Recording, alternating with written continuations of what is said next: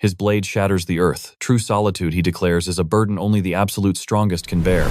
Out of nowhere, a monstrous centipede charges. "Why are you here?" it screeches, demanding to know why he betrayed his own comrades. Unfazed, our hero simply pivots, effortlessly parrying the lethal strikes. The beast shrieks in agony. He coldly replies that dead monsters do not need answers anyway. "Go to hell," the enraged bug roars, throwing itself into one final desperate lunge. He smoothly dodges.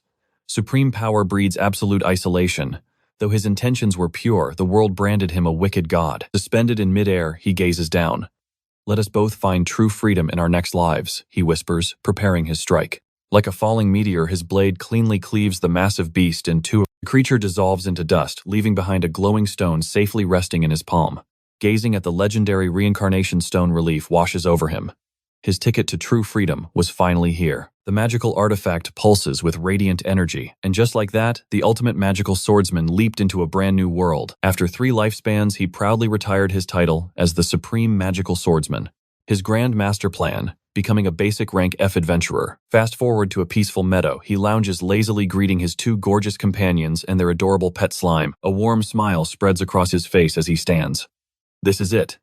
The ultimate story of his carefree, perfectly ordinary life. Immediately after crushing the stone, our hero awakens in a completely unknown location. Blinking inside a damp cave, amnesia hits him hard. Ding. A glowing system window pops up, revealing his new name, Azawa Yuri. Yuri, good to know. Suddenly, ugly rank E goblins surround him in the shadows. He stares blankly, wondering what these ugly little monsters are. Then a thunderous voice booms from behind. What is a pathetic human doing here? A towering green monstrosity steps forward. This was no basic mob, but a terrifying rank B goblin lord. "Honestly, I have no clue," Yuri deadpans. The massive boss chuckles, darkly mocking the foolish human for trying to play dumb. It smugly assumes Yuri is just some pathetic guild scout who froze in absolute terror upon seeing its magnificent might. Too late for regrets now, it sneers, promising him a quick and brutal death. With a ruthless gesture, the boss orders its screeching goblin horde to attack. Utterly confused by this dramatic escalation, Yuri sighs. Then from the corner of his eye, he spots a totally ordinary twig. Echoes of his past life as a supreme swordsman awaken. In a lightning-fast blur, he snatches the small stick. Muscle memory takes the wheel. With a casual flick, he swats away an incoming goblin. The horde hesitates, stunned by the casual display of power. "Do not falter, you cowards," the furious goblin lord barks. Driven by fear, the monsters desperately swarm him again. Whoosh! The twig becomes a blur of destruction, obliterating the front line. "Wow, my masterclass instincts reacted to firewood," he muses. The boss watches its army get trashed and panics. Meanwhile, Ding Yuri gets bombarded by skill unlock notifications. He realizes his former identity was the legendary Sword Saint. Any weapon he holds simply triggers absolute combat perfection. Taking advantage of his distraction, the desperate boss instantly charges a massive blazing fireball and launches it. The creature smirks triumphantly. No matter how skilled the swordsman, dodging raw magical firepower was completely impossible. But as the smoke clears, jaws drop. Yuri stands completely unharmed. He casually absorbed the searing flames into his body. "How are you not Ash?" the horrified boss stammers, trembling before this impossible anomaly. Yuri just deadpans the spell name right back. Boom, he casually reflects the inferno, vaporizing the boss in a spectacular explosion. Dusting his hands, another wave of amnesia breaks. "Oh right," he realizes. "I remember another one of my past lives. Long before holding the title of Sword Saint, he was actually the terrifying, all-powerful Demon Emperor." Scrolling through his glowing system window, he stares at a ridiculously broken list, merging all his previous max-level stats. He pieces the puzzle together. He has been reborn 3 times now. Life number 1, just a tragically overworked corporate slave. Reincarnation number 1 made him the absolute Demon Emperor. Round 2, the unbeatable Sword Saint. Now on his 3rd try, all those godly memories are fusing. A dark flashback hits him, helpless villagers begging for salvation on their knees. But after slaughtering their enemies, those same villagers turned on him. Standing atop a mountain of corpses, they disgustingly branded him a terrifying monster. Shaking off the bitter past, Yuri casually strolls out of the dark cave. Breathing in the fresh air, our guy is absolutely speechless. He was so desperate to escape his miserable past life that he literally hit the reincarnation reset button a 3rd time. Yuri sighs. He is completely done with being treated like a disposable pawn. In this 3rd life round, he is going full selfish mode.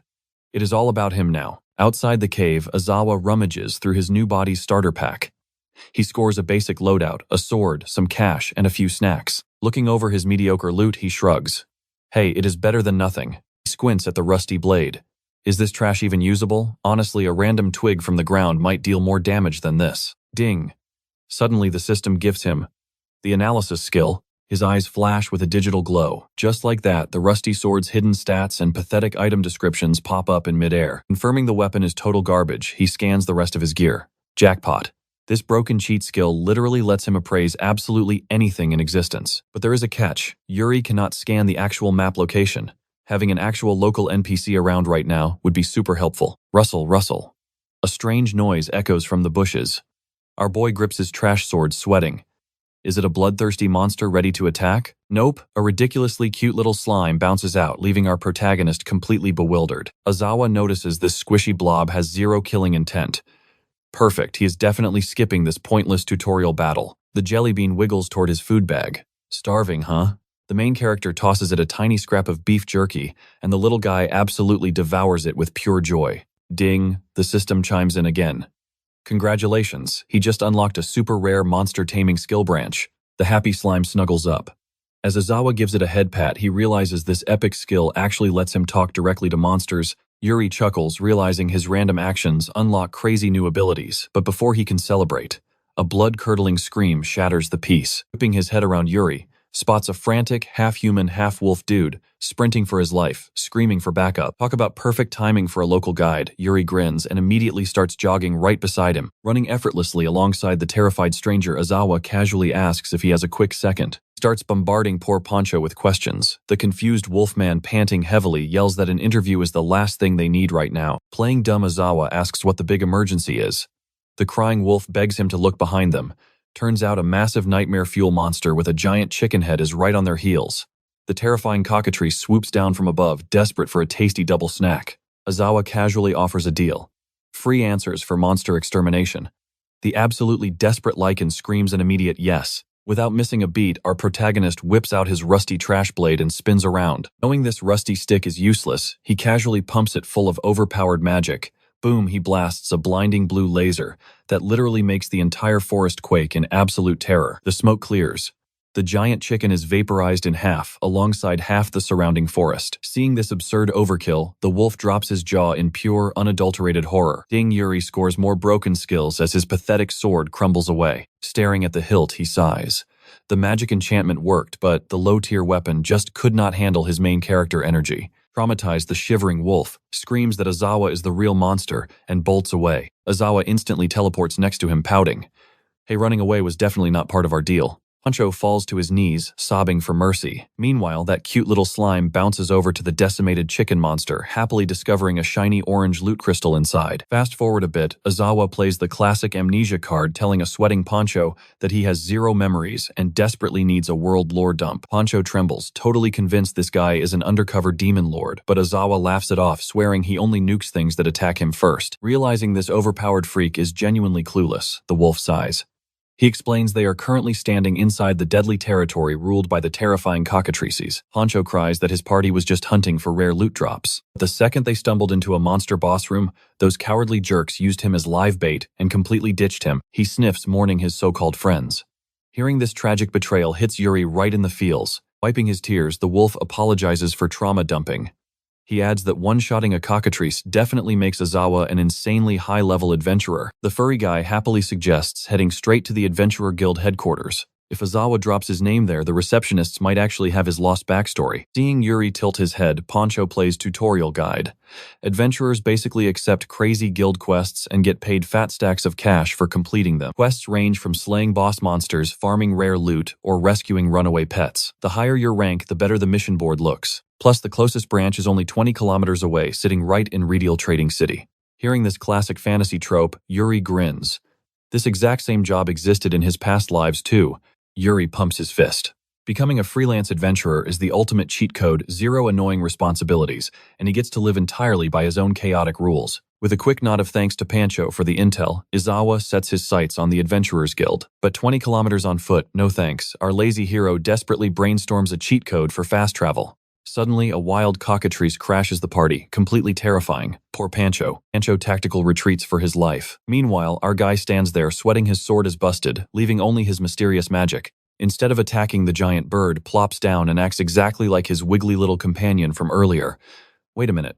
Is this giant monster actually his tamed slime? Checking its status screen, the truth hits him. The little guy shapeshifted after snacking on that juicy Cockatrice magic stone. Talk about a legendary appetite.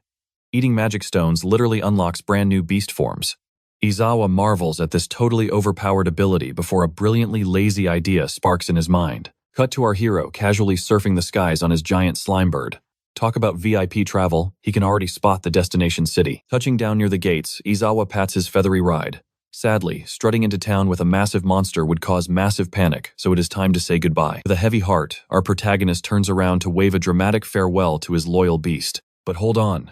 The creature suddenly flashes with blinding light and rockets straight toward him. Pop. The slime reverts to its original delightfully pocket-sized jiggly form. Realizing how stealthy this is, Izawa figures keeping his squishy sidekick around will definitely be super handy. Strolling toward the gates, he looks down and asks if the little guy wants to tag along permanently. The slime wiggles a happy yes, earning the incredibly creative name Limecut to the guild, where our guy confidently demands to become an official adventurer. The receptionist glances up, noticing he wants to fill out a brand new rookie registration. He cheerfully asks for a rundown of his combat skills and past heroic deeds, instantly short-circuiting his brain. She politely explains that because everyone wants to be a hero nowadays, they actually filter out total noobs based on their impressive resumes. Sweating bullets, our reincarnated hero realizes that casually dropping his insane past life lore might be a terrible idea, so he awkwardly laughs and claims he is totally ordinary. The lady winces, warning him that passing will be super tough. Hearing this brutal reality check, our guy internally shrugs, thinking the grand dream is already over. Just as he is about to throw in the towel, a grumpy guild higher up kicks the door open, looking for a brawl. The flustered receptionist quickly explains the situation.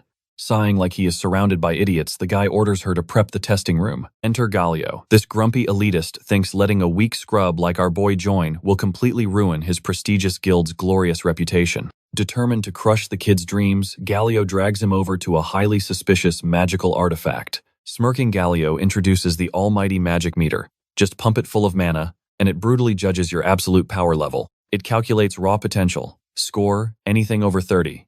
And boom, you officially qualify to take the brutally hard adventurer entrance exam. This smug jerk secretly bets 0 gold that a peasant could hit 30 fully, expecting our hero to cry and run away forever. Completely clueless, our overpowered protagonist innocently asks if he can still take the exam in case he accidentally shatters this expensive machine. Cue the absolute belly laughs Galio, and the receptionist crack up, mocking the sheer audacity of this supposedly weak little shrimp. Wiping away a tear, Galio boasts that this legendary device measures up to 99.99. A pathetic beginner could never scratch it. Shrugging off their insults, our hero casually slaps his hand onto the magical glowing circle.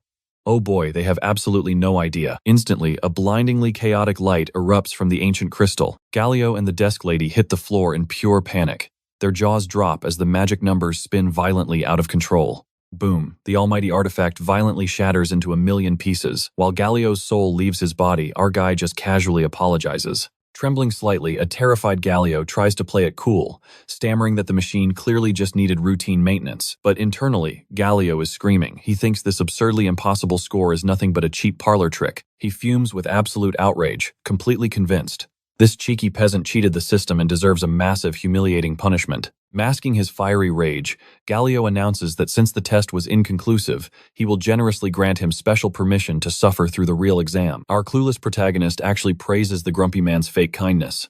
Smash cut to a roaring gladiator-style coliseum, absolutely packed with intimidating warriors. Sneering from the sidelines, Galio warns our guy. The brutal exam kicks off in exactly 3 minutes. Better get ready. Scanning the sea of terrifying meatheads, our hero starts sweating. But suddenly a bubbly girl pops out of nowhere, asking if he feels lost. The hyperactive girl eagerly asks if this is his very first rodeo. Meanwhile, our guy just silently judges her chaotic energy. Striking a proud superhero pose, she cheerfully offers to answer absolutely any questions he might possibly have. Why so confident? Because she has bravely failed this exact exam 7 times. Our hero is completely stunned. Our totally clueless main character casually asks if retaking the exam is normal. Cue the waterworks. The poor girl bursts into tears, sobbing about her endless streak of pathetic failures. Sniffling Arnett drops the heavy lore. Ever since Galio took over as examiner, the difficulty skyrocketed to hellish levels. Speak of the devil, Galio steps up, announcing a brutal first trial. Defeat him in pure swordsmanship and you pass. Up steps Johnny Serpent, oozing false confidence as he draws his blade. Sparks fly instantly as steel sings against steel. The crowd gasps. Johnny is actually trading heavy blows with the demonic examiner. The guy is seriously strong. Yuri narrows his eyes. Their skills seem matched, but something feels off. Suddenly, an arrogant Johnny mocks the examiner's supposedly weak swordplay. Big mistake. Galio just sneers at the pathetic display. With one devastating strike, he completely shatters Johnny's blade into pieces. The cocky rookie completely freezes in pure shock. Galio ruthlessly crushes his dreams, barking that such trash skills belong back in the absolute beginner class. Johnny takes his walk of shame. Panicked whispers erupt. Is this terrifying examiner genuinely invincible? But Yuri analyzes the clash. The secret behind Galio's overwhelming victory, a massive gap in pure weapon quality. The arrogant examiner points straight at Yuri. It is time for our hero to step into the slaughterhouse. Arnett fiercely cheers him on as Yuri slowly approaches his intimidating opponent. Yuri sighs internally while drawing his weapon. He really wanted to study the examiner's moves longer, but duty calls when you are the second sacrifice. Panic rips through the crowd. His drawn blade is completely snapped in half. Yuri casually remembers it broke during his epic brawl with a terrifying cockatrice. Galio bursts into uncontrollable mocking laughter. A broken twig. Is this kid actually serious about fighting with garbage? Wiping away tears of amusement, the examiner offers a cowardly way out. Surrender now because crushing absolute weaklings is just terribly boring. After all, accidentally slaughtering a clueless kid would leave a nasty stain on his pristine professional reputation. Yuri scratches his head. This broken scrap metal is useless, but whatever. With a deadpan face, he declares they can begin promising to finish this absolute joke in exactly 1 second. Insulted to the core, Galio roars. He violently launches forward, unleashing a lethal full-power strike. Boom! Using his god-tier spatial flash step, Yuri instantly vanishes, pressing that jagged, broken steel right against Galio's throat. Phil is absolutely stunned. Yuri casually details his flash step technique, which seamlessly slips through the microscopic gaps in an opponent's blind spot. Our overpowered protagonist used this constantly in his past life as the legendary Sword Saint. He smiles, thrilled his broken skills, still work flawlessly in this new era. Lang, the terrified examiner, drops his weapon. Trembling, he swallows his pride and declares Yuri's absolute victory. The whole arena erupts. Everyone screams and cheers wildly for the underdog who just defied all logic. Did he finally get his license? Not quite. A bizarre, mysterious figure suddenly drops in ominously, declaring that the hellish trials have only just begun. Enter Magni Figelos, ready to host the grand magic trial. Out of nowhere, a bizarre arcane artifact violently manifests, floating menacingly high up in the sky. Magni points at the floating anomaly. The rule is brutally simple. Blast that distant target to absolute smithereens using pure magic and you pass. Yuri thinks this is a total cakewalk. But the rest of the examinees are practically shaking in their boots. That target is absurdly far away. Gritting her teeth, Arnett calls out the rigged system. This sadistic test is literally designed for everyone to utterly fail. Yuri tilts his head in total confusion. He genuinely wonders if the guild forged that target out of some ridiculously indestructible mithril. Desperation kicks in. The panicked candidates unleash a massive, desperate barrage of flashy spells toward the sky. Pathetic. Every single spell fizzles out in midair. While everyone cries in despair, Yuri is just incredibly baffled. Why is everyone spamming weak beginner magic? Is there a handicap rule? Magni violently invades his personal space. The smug instructor angrily demands to know his exact problem. Are you just standing there like a useless statue? Magni mockingly laughs, absolutely convinced our hero lacks any magical talent. He pompously lectures everyone. By universal logic, mastering the sword means sacrificing absolutely all hope of wielding arcane power. Being a dual-class prodigy is pure fiction. The smug examiner loudly declares that pathetic magicless trash has zero right to ever call themselves true adventurers. He brutally sighs. This year has absolutely zero promising talent. Before Magni can arrogantly fail everyone, Yuri casually lifts his hand.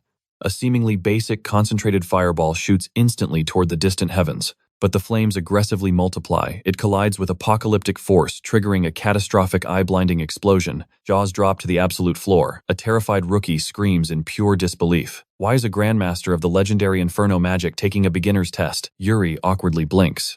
To his overpowered standards, that was just a basic spark. Meanwhile, miles away, a shadowy stalker watches the apocalyptic mushroom cloud fade. The dark figure smirks beneath his hood. The sleeping dragon has finally opened its eyes, even if those fangs are still growing. Melting seamlessly into the pitch-black shadows, the villain whispers a chilling promise. He eagerly counts the days until their fateful, deadly reunion. Back at Ground Zero, our clueless protagonist shakes his unconscious, soul-crushed instructor. Hey, wake up. Did I miraculously pass the test, or what? Sweating bullets. The traumatized receptionist nervously hands over the official card, welcoming our overpowered protagonist to the Adventurers Guild. Receptionist explained the basics. All newbies start at rank F, climbing up through pure merit. Before she could finish, Arnett launched herself at Yuri like a homing missile, screaming his name. Yuri smoothly sidestepped the attack. Glancing over, he instantly recognized the overly energetic girl from the exam. Pouting, she apologized for her lack of manners. She proudly introduced herself as Phil Arnett, demanding he call her Phil. Then the interrogation began. She badgered him relentlessly until utterly exhausted, he finally sighed and revealed his name. Flashing her shiny new license, Phil dropped some gossip. Thanks to Yuri's crazy stunt, the corrupt examiners were fired and she easily passed the makeup test. Her eyes sparkled with gratitude, declaring her success was entirely his doing. But Yuri just shrugged. He claimed absolute innocence. Nearby veteran adventurers glared with burning jealousy at the flashy rookie. One nudged his buddy Zach.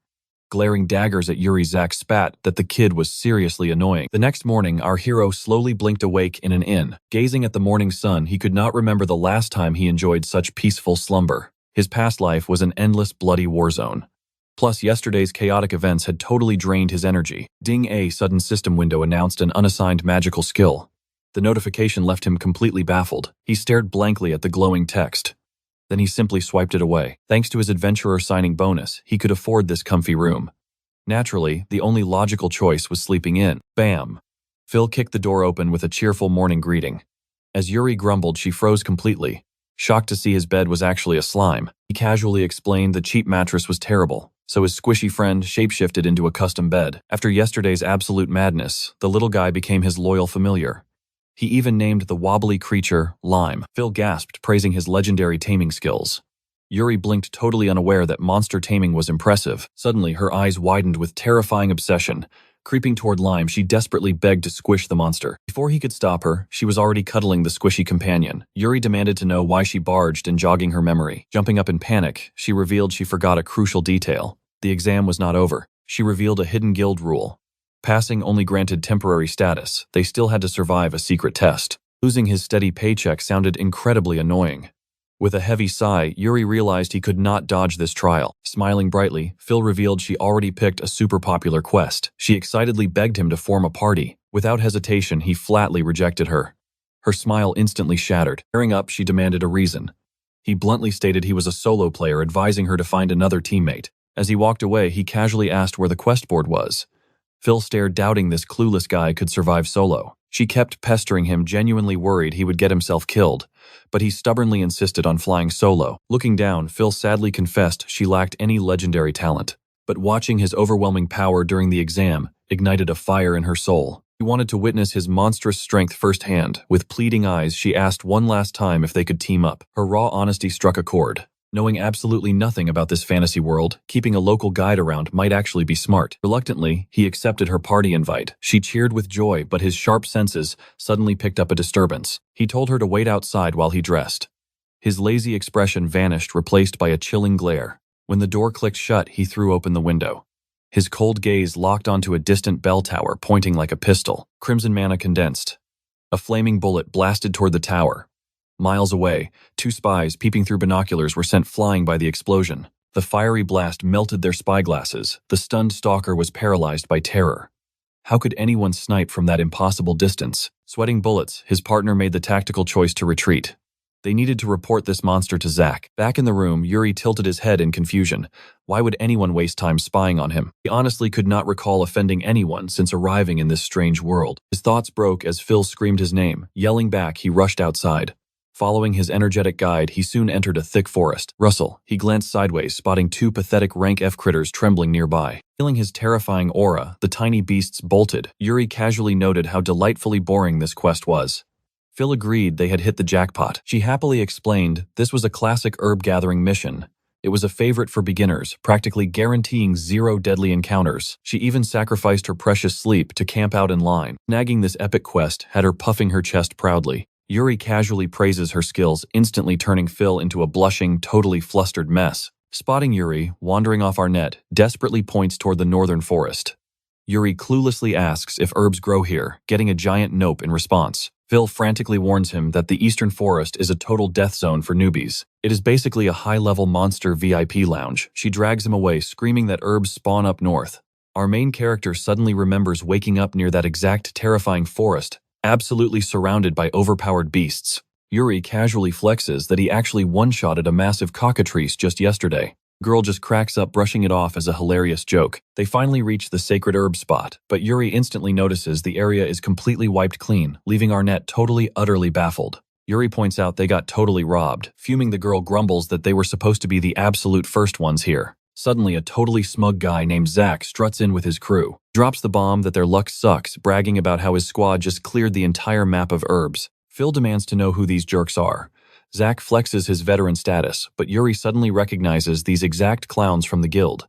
Acting all generous, Zach offers to share his massive loot with the struggling rookies. Phil's eyes practically sparkle with hope. She asks if he is serious, and Zach hits them with a fake hero speech about teamwork, shedding dramatic tears. The girl praises her luck for meeting such absolute kind angels. She swears to cherish this beautiful moment forever. But before she can grab the precious loot, Zach drops the herbs and ruthlessly stomps them into the dirt. Dropping the nice guy act, the scumbag brutally mocks them and straight up calls Phil a pathetic loser. Laughing like a cartoon villain, Zach claims real adventurers climb up by crushing everyone else. He sneers that this brutal gig is not meant for helpless crybabies or clueless kids playing pretend. He demands these total rookies to pack their bags and crawl back to their mommies. Yuri realizes this guy is pure trash, wondering if these creeps were the stalkers eyeing him earlier this morning. He never even provoked these toxic jerks. Meanwhile, a furious Phil yells about their absolutely garbage attitude. Sprinting away, she desperately tells Yuri they still have time to scavenge for leftover loot. Our main character realizes that standing around means an instant game over for his new adventurer license.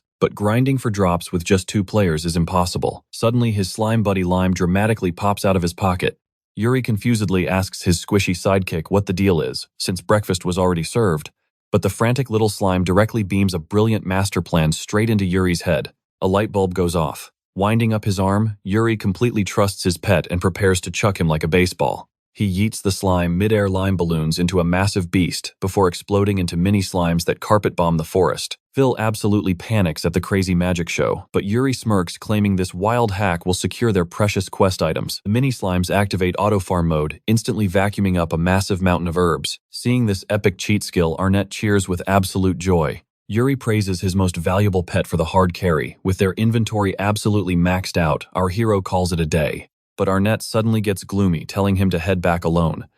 She makes up a totally weak excuse about wanting a solo nature walk. Cut to the deep woods, where a frustrated Phil admits that Yuri is on a whole different level. Staring at her tragically empty inventory, Phil absolutely boils with bitter, crushing frustration. Next to his epic cheat skills, she felt like dead weight. Those toxic words from Zach kept haunting her brain. Fuming with determination, she refuses to stay behind. She absolutely has to prove she can level up using her own 2 hands. Sparking with newfound energy, she goes full ninja, bouncing between trees and scanning the map to find her very own epic loot. Jackpot.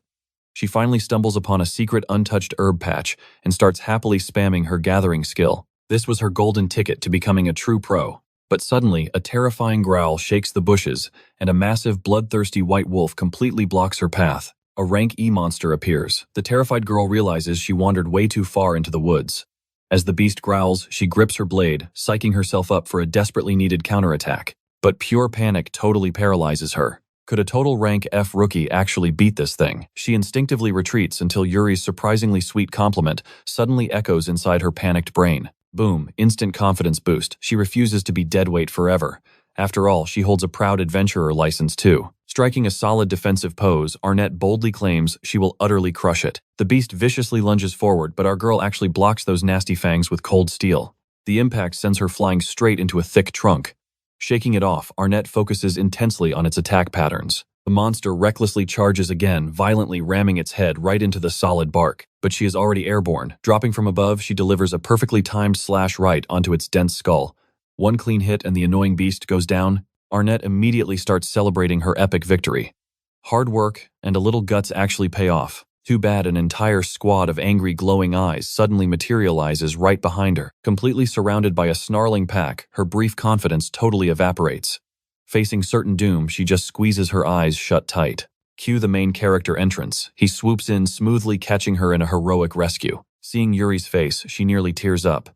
He flashes a cool smile, politely requesting to take over. He gently sets her safely down, instantly turning his absolute focus toward the growling threat. A deeply confused Arnett asks why he came. Yuri casually explains that without her excellent navigation, finding those precious herbs would be impossible. so he owes her one. Honestly, he was secretly tailing her the entire time, wildly impressed by her surprisingly nimble footwork. He even casually praises her solid combat skills, instantly turning the flustered girl bright red. The impatient pack fiercely roars, launching another assault. Conveniently, Yuri remembers accidentally acquiring water magic while drinking at the inn yesterday.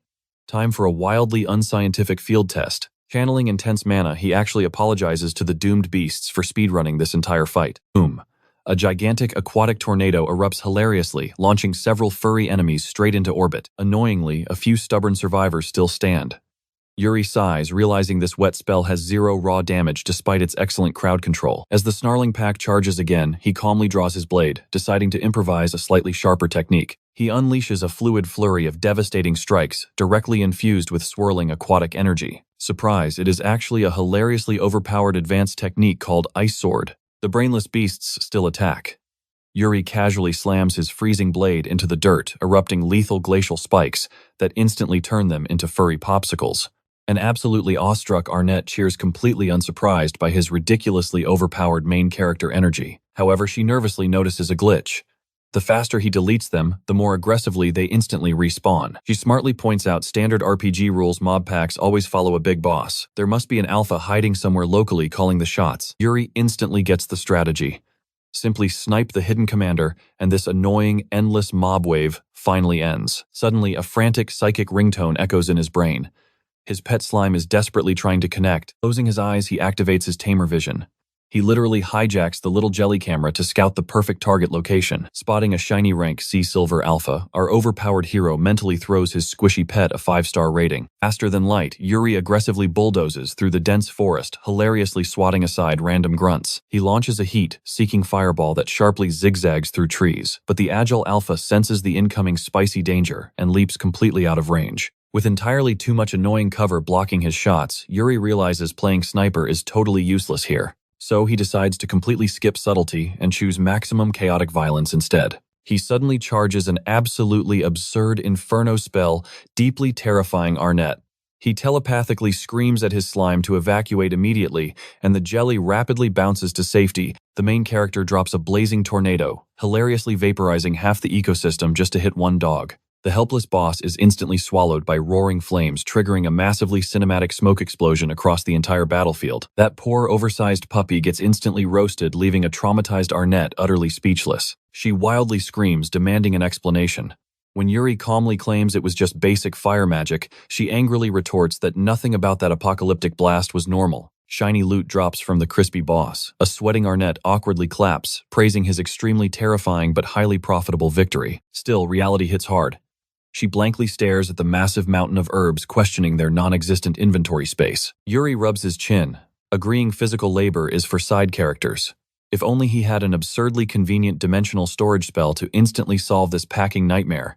Right on cue, the system chimes in, gifting our boy yet another overpowered ability. Meanwhile, Phil excitedly flashes her hard-earned mana stone to the stunned guild receptionist. The receptionist gasps in pure awe at the glowing gem. Did Arnett really take down a wild wolf for this? She beams and nods. Praising her talent, the receptionist admits taking down a Class E monster on day 1 is no joke. Arnett's chest puffs with absolute pride. With a warm smile, she officially stamps her in as a rank F adventurer. The young girl practically glows with happiness. Phil hops around like a hyperactive bunny in victory while Yuri softly smiles, genuinely proud of her. Next up, the attendant calls Yuri to the counter. But seeing him totally empty-handed, she raises an eyebrow until he casually tells her to hold on. With a calm smirk, he explains he simply needs to unpack his daily loot. Snap. He activates his spatial contraction magic, instantly dumping a mountain of collected herbs and epic loot. The attendant's jaw drops to the floor. Where in the world did this rookie just pull all that from? Yuri chuckles internally. Spatial magic lets him bend space at will. Honestly, he never expected to score such a ridiculously overpowered and convenient cheat skill. Aizawa notes that stacking new skills has totally wrecked his sleep schedule. Could this insomnia be a weird side effect of his past life in that other world? The entire guild staff stares in utter disbelief at the ridiculous mountain of treasure he dropped. Suddenly, an appraiser spots a glowing green gem, a super rare wind magic stone. The whole room freezes in panic. A white-haired analyst stammers, asking if the main character actually soloed a deadly silver wolf. Yuri just blinks. Yeah, I did. Is that a problem? The entire room practically collectively chokes on their own breath. Sweating bullets, the staff scrambles away, begging Yuri to just wait a quick second. Arnett warmly reassures her friend not to sweat it. He's definitely passing the adventurer exam. Hearing this instantly melts his anxiety away. Time drags on painfully. Just as Arnett whines about the ridiculously long wait, a set of heavy footsteps finally approaches. The white-haired appraiser returns, thanking Yuri and dropping a massive bomb. He's instantly promoted to rank B. Phil screams in pure hype while the analyst declares their guild desperately needs a monster like Yuri. Without missing a beat, the man pulls out the paperwork for his elite official registration, but Yuri casually rejects it. With a lazy shrug, he declares he is proudly staying as a rank F adventurer. The entire room completely short-circuits and Arnett shrieks in disbelief. Later outside, Phil desperately asks Aizawa why he threw away such an epic golden ticket. The boy simply sighs. Being a high rank sounded like a massive headache, so he hard passed on the drama. Arnett nods, pointing out that elite ranks just mean the guild constantly drags you into annoying high-stakes daily missions. He totally agrees.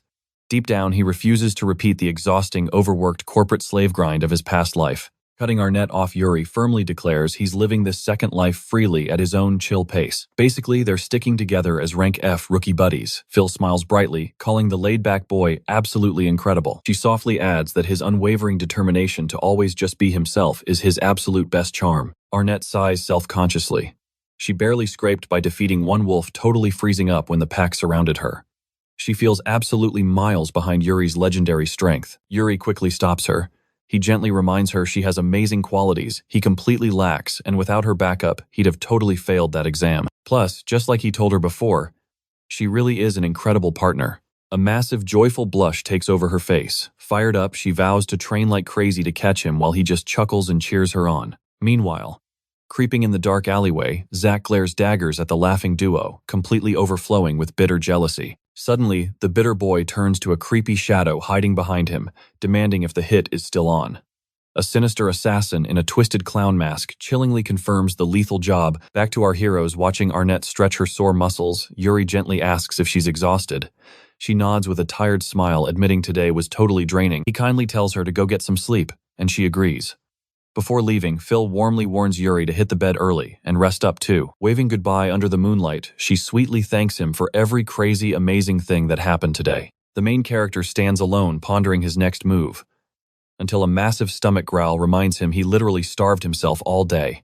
Spotting a lively tavern nearby, he grins.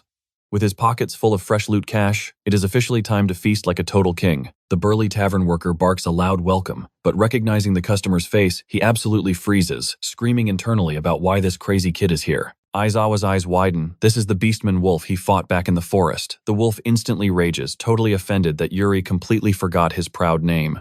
Taking a seat, Yuri curiously asks what a monster is doing running a kitchen.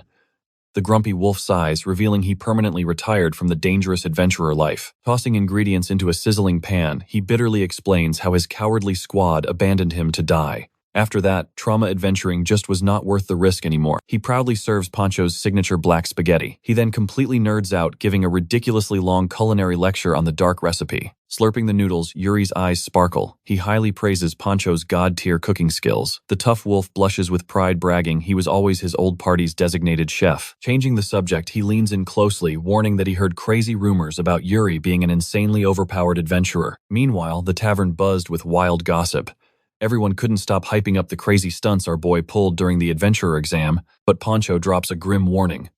If our guy gets too cocky, he might draw the dangerous gaze of someone named Zack. Yuri blinks, suddenly recognizing the name. Wasn't that the sketchy dude from the forest? He immediately asks how the wolf knows him. The wolf sighs, revealing a bitter backstory. Zack was a traitorous ex-teammate, the kind of absolute scumbag who'd throw anyone under the bus. Worse still, that rat is actively hiring hitmen to slaughter helpless rookies, all just to hog the juicy mission rewards. Yuri casually points. So does this assassin happen to look exactly like the freak currently smashing through our window? Boom. A masked clown launches a deadly sneak attack, but our hero easily sidesteps the fatal blow. Striking a ridiculous pose, the masked weirdo proudly introduces himself as Metsu. Pancho panics, recognizing the infamous murdering clown, before he can even question why this psycho brought a scythe to a bar. Metsu recklessly lunges forward again, effortlessly blocking the heavy / Yuri just sighs. He seriously has no idea why this absolute clown is so obsessed. Crack, his cheap blade suddenly explodes into pieces. Tossing the useless hilt, our hero relies purely on casually dodging the frantic strikes. They totally trash the tavern, Yet no matter how hard Metsu furiously swings, Yuri just playfully dances around him. Bursting with unearned confidence, the clown laughs. He mocks Yuri for running away delusionally, declaring himself the ultimate powerhouse. Meanwhile, Yuri calculates the damage. Casting fire magic would instantly incinerate this poor shop. He urgently needs a weapon substitute. Metsu swings for a lethal finisher, but Yuri spots the perfect opportunity behind him. He flawlessly sidesteps, letting the clown smash directly into a shelf, launching glass bottles everywhere. Snatching a flying bottle midair, our hero completely overflows it with glowing mana. He politely tells Poncho he is borrowing it. Bam! Yuri violently smashes the magic-infused glass right into the assassin. A massive shockwave erupts, slamming the clown fiercely into the floor. One single bottle strike completely defeats Metsu. Having his pathetic broken hilt, Yuri realizes he desperately needs an upgrade. He casually asks the stunned wolf for weapon shop recommendations. Poor Poncho just stares blankly at his utterly wrecked tavern. Sweating nervously, our boy quickly bows and apologizes for the chaos. Lurking outside, Zack witnesses everything. Furious that Poncho survived the hit, the rat quickly scurries away. Following the wolf's directions, Yuri arrives at a rustic building. Apparently, this is supposedly the most famous blacksmith in town. Inside total drama, a furious female knight is loudly yelling at the poor blacksmith, demanding proper compensation. But the grumpy dwarf barks back fiercely, telling her to stop insulting his craftsmanship. Annoyed, the hot-headed knight screams that her brand new sword shattered instantly. She demands he show her some proper customer respect. Selling such absolute garbage is a total scam. The stubborn girl firmly plants her feet, refusing to leave without answers. Watching this headache unfold, Yuri just sighs loudly. Is his life cursed to attract constant annoying problems? The stressed dwarf offers a complete refund, but the furious knight immediately rejects it. She absolutely refuses to let him repair that trash. She fiercely demands a completely new blade. However, Hugo bluntly reveals that finding decent gear in this town is now totally impossible. Mid-argument, our main character silently triggers his analysis skill on the broken blade. He calmly interrupts, revealing the dwarf's forging technique is flawless, but the raw materials are absolute garbage. Rico glares, demanding to know who this random guy is. Meanwhile, Hugo smirks, deeply impressed by the boy's surprisingly sharp blacksmithing knowledge. The old dwarf sighs heavily. Back in the golden days, they forged legendary gear using top-tier ores from the northern mines. Tragically, a monstrous golem recently claimed that territory. Now they are absolutely forced to craft weapons using pathetic low-grade scrap metal. With a defeated voice, Hugo admits the brutal truth. If nothing changes, this shop is totally doomed to close forever. Staring at a dusty bucket of bargain blades, Yuri casually grabs one. He effortlessly slams a heavy coin pouch onto the counter. With a confident smile, he buys the cheap sword. He boldly promises to use this very blade to absolutely annihilate that golem. Hugo gasps in pure shock. Even the fierce knight Rico stares wildly. Slicing through a rock-solid golem with a basic sword is literally impossible. Yuri just shrugs, claiming a true master adapts to any weapon. After crushing the monster, he fully intends to forge an epic new blade from its precious ores. Chasing after him, Rico hastily introduces herself. Highly suspicious of his wild claims, she strictly demands to see his official adventurer license. Yuri effortlessly pulls out his requested badge. Seeing his pathetic rank F status, Rico mentally facepalms. Is this suicidal idiot seriously rushing into a boss fight with the lowest tier? She frantically explains that rank F adventurers are basically glorified potato diggers. There is literally zero chance a dirt-covered rookie can crush a giant stone beast. Tilting his head, Yuri asks why she is freaking out so much. If he gets squashed into paste, it is definitely not her problem. Blushing furiously, the classic tsundere stammers. She just hates seeing idiots die pointlessly, so she is forcefully joining his party. Left with zero choices, Yuri simply nods. Fast forward a bit, and Rico points forward. They have finally reached the terrifying entrance of the monster-infested northern mines. They march toward the dungeon's maw until a massive golem blocked their path. Rico whipped out her giant sledgehammer. She smirked, promising to crush this pebble instantly. "Watch and learn, rookie," she yelled, charging in. The beast swung, but she nimbly scaled its rocky arm. Launching herself into the air, she delivered a bone-crushing strike straight to its head. Bam, smash. She rained down blows, Yuri observed calmly. The beast had insane tank stats, but its speed was garbage. Rico's strategy was simple kite, the slow giant and relentlessly spam attacks on its blind spot. Panting, she flipped back to Yuri.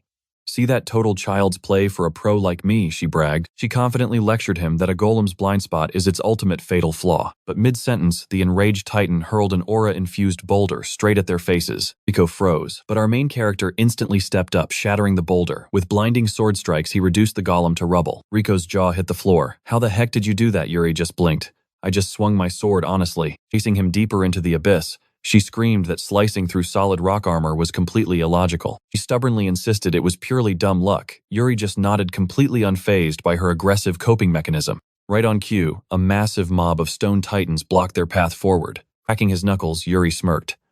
Since I'm so lucky, let's see if my luck works on this entire squad. Meanwhile, hiding in the shadows, Zack's pathetic squad watched in sheer horror. They couldn't fathom Yuri's absurd slicing power. Zack fumed with bitter jealousy. Suddenly, a sinister voice echoed from the dark, noting their desperate little grudge. A masked rogue twirled a crystal orb.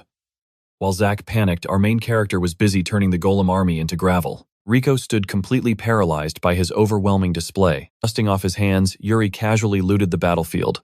Sweet tons of iron ore weapon crafting is going to be an absolute breeze now. Snagging a pouch of pure mana stones, he happily decided they'd be the perfect snack for Lime. Trembling Rico demanded to know his true identity. Yuri shrugged. I'm literally just a rank F newbie, obviously. Stop joking around with me, she screamed in disbelief. He sweat dropped, genuinely confused since he wasn't lying. But suddenly, an obnoxious voice mocked him for hogging the kills. Zack stepped from the shadows, radiating toxic energy. Yuri blinked in surprise, while Rico instantly sensed the heavy killing intent. Yuri quickly realized this was a targeted ambush. He couldn't let his noisy companion become collateral damage. Lion, evacuate her, he commanded. His loyal familiar instantly grew to beastly proportions, scooping a screaming Rico away to safety. Dropping his polite facade, Yuri demanded why this absolute clown was stalking him. I barely even know you, man, but the unhinged bully just burst into a maniacal, villainous cackle. Veins popping, Zack roared.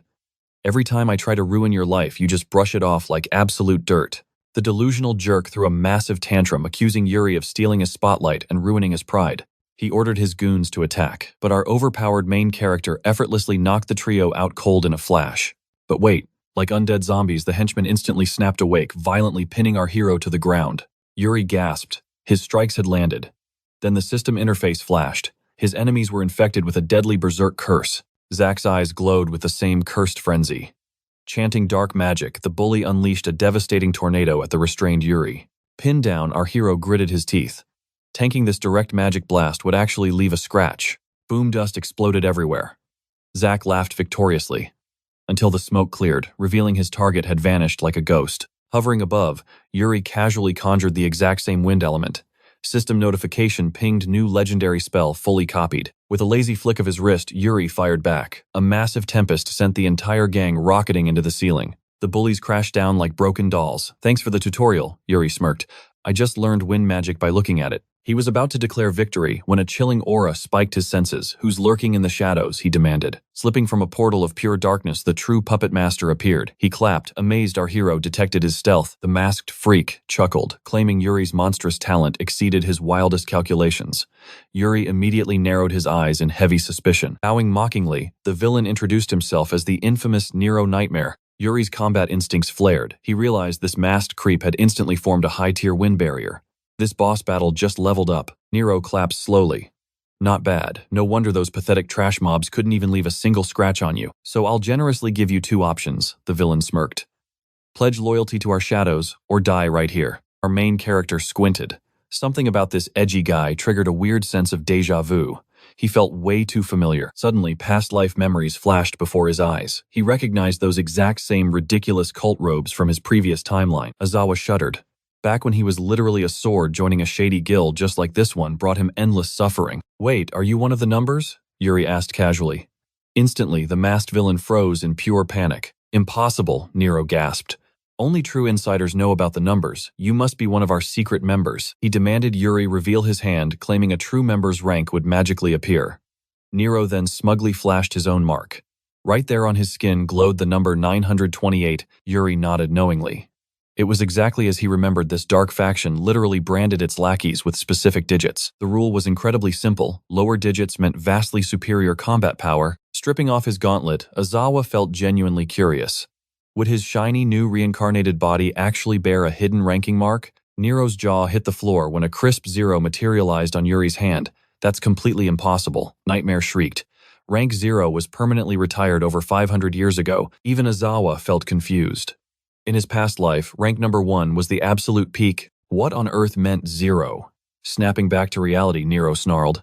Did you honestly think a fake tattoo would fool me? radiating, killing intent. Nightmare lunged forward. For daring to mock our sacred ranks, I will obliterate you. Moving like a blur, the masked assassin circled Yuri effortlessly. How's this for speed, kid? He taunted.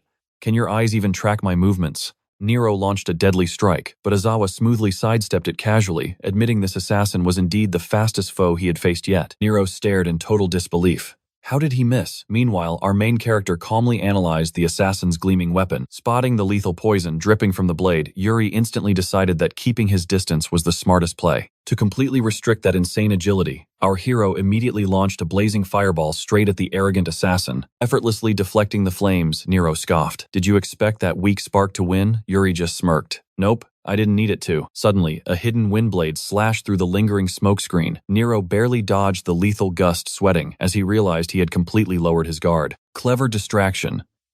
Nightmare praised, finally admitting the boy was a formidable threat.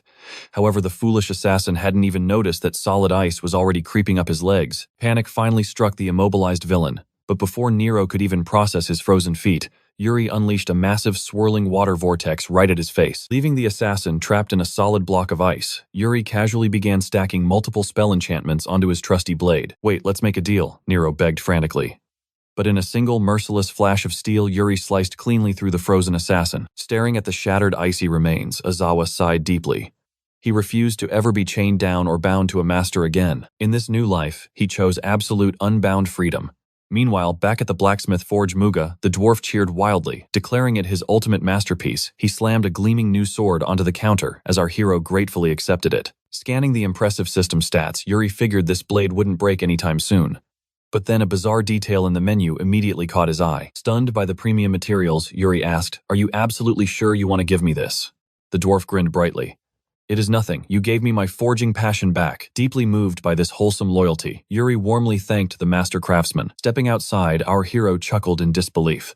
To think he got VIP blacksmithing treatment just for smashing one oversized golem. With an epic new blade equipped and a fresh skill unlocked, this current questline was finally 100% complete. Suddenly, two overly familiar voices shouted his name. Rico and Arnett came running up desperately, needing a word with him. The two girls awkwardly exchanged glances, clearly confused by the tense atmosphere. Pouting angrily, Arnett demanded if Yuri preferred women with massive ahem assets. Flustered Rico quickly denied having any romantic relationship with him whatsoever. Completely ignoring their comedic drama, our protagonist smoothly walked away.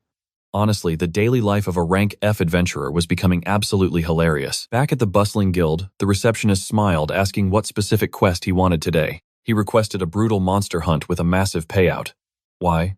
Because he needed to feed his adorable slime Lime a mountain of her favorite tasty magic stones. Her eyes lit up instantly. She excitedly informed him about a perfectly matching request, a classic high-reward goblin subjugation mission. Azawa instantly accepted the job. However, the nervous receptionist quickly raised her hand, revealing a tricky hidden condition. Guild regulations were strict. Any lowly rank F adventurer attempting this raid was absolutely required to form a full party. Yuri grinned, tapping the recruitment board. He had already spotted a desperate party searching for one last member to join their goblin raid. Meanwhile, by the fountain, a girl yelled for Lid to hurry. Beside her, a cat girl sighed, claiming 3 members was plenty for mere goblins. Yuri smoothly crashes their little chat. He points out their recruitment flyer ready to join the party. Lid instantly glares, annoyed another dude ruined his harem vibe. But eyeing the boy's solid gear, he smirks. Perfect meat shield material. With a cocky sneer, Lid demands the newbie's guild card. He snatches it up, squinting at the stats. His face twists in absolute rage. He chucks the card back, screaming at this F-rank trash to get lost. Storming off with his 2 fangirls, Lid scoffs. Total waste of time, they would just clear the dungeon themselves. Yuri just blinks in utter confusion. Did he say something wrong? Finding a party was ridiculously tough. He scratches his head, completely lost. Honestly, he really just wanted to solo this quest anyway, but ignoring guild rules was a massive headache. Out of nowhere, Rico pops up asking what he is plotting. Hearing his tragic rejection tale, she completely sympathizes. What a brutal letdown, Yuri gives a grateful smile. He admits without her taking this quest was absolutely impossible. She chuckles, thanking her lucky stars. She dodged Lid's toxic party. Rico explains, the northern forest goblins are already wiped out. Their new target, Western Mountain Zone, almost a grueling 2-hour trek away. Yuri sweat drops. That was seriously way too far. Rico warns that if they drag their feet, rival guilds will steal their precious loot. If only they had some sort of legendary high-speed transport. Yuri casually mentions his personal ride. He summons Lime, who suddenly erupts in blinding light. The tiny slime morphs into a massive cockatrice, leaving Rico completely speechless. Soaring through the sky behind the main character, Rico's brain totally short-circuits in sheer disbelief. Yuri happily calls it a standard vehicle. Rico screams back that riding a mythic beast is not normal. Soon they crash land in the Western Highlands. Yuri pats Lime while Rico staggers, wondering how he survived that dizzying warp speed. Spotting a crystal-clear lake nearby, Rico gasps at the breathtaking view.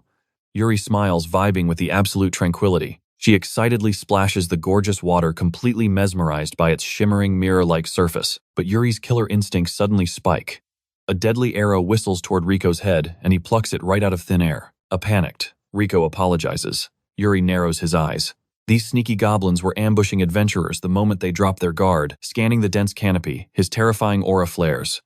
Over 20 bloodthirsty goblins lurked above, all locked and loaded. A vicious rain of arrows descends, but Yuri's blinding swordplay effortlessly deflects every single strike. Dripping with cold sweat, Rico realizes Yuri's strength is absolute nonsense. Sensing failure, the hideous goblins finally leap from the shadows. Gripping his blade, our overpowered hero prepares to wipe them out, but Rico fiercely shouts for him to halt. Drawing her gleaming steel, she demands her turn in combat. As a proud adventurer, she refuses to bring shame to her noble warrior title. Rico fearlessly charges the terrifying goblin horde. Slashing through the beasts, she swears she will never be dead weight again. Her fierce battle cry echoes as she valiantly pushes forward. Watching her flawless technique, Yuri praises her incredible warrior spirit. However, the sheer numbers were overwhelmingly stacked against her. Chanting a mysterious spell, Yuri commands her to hold the front line instantly. A blazing blue aura engulfs Rico, supercharging her unbelievable strength. Light as a feather, she violently blitzes through the monstrous ranks. She stares at her own hands, completely mind-blown by this godlike power. Ignoring her absolute bewilderment, Yuri casually delegates the entire ground forces to his overpowered vanguard. He locks eyes with the lurking snipers. As fresh arrows fly, Yuri smirks, declaring the airspace strictly belongs to him. A devastating magic wave erupts from his blade, launching the vile creatures into the stratosphere. With the bloody battlefield cleared, Rico gasps for air. She simply cannot fathom how a two-man squad utterly annihilated an entire goblin army. Grabbing him, she demands to know what crazy hack he used on her body. While Lime happily eats corpses, Yuri claims his insane buff was totally normal. Rico snaps back that god-tier buffs are absolutely not common. Glaring at this oblivious, overpowered freak, she admits he is built different.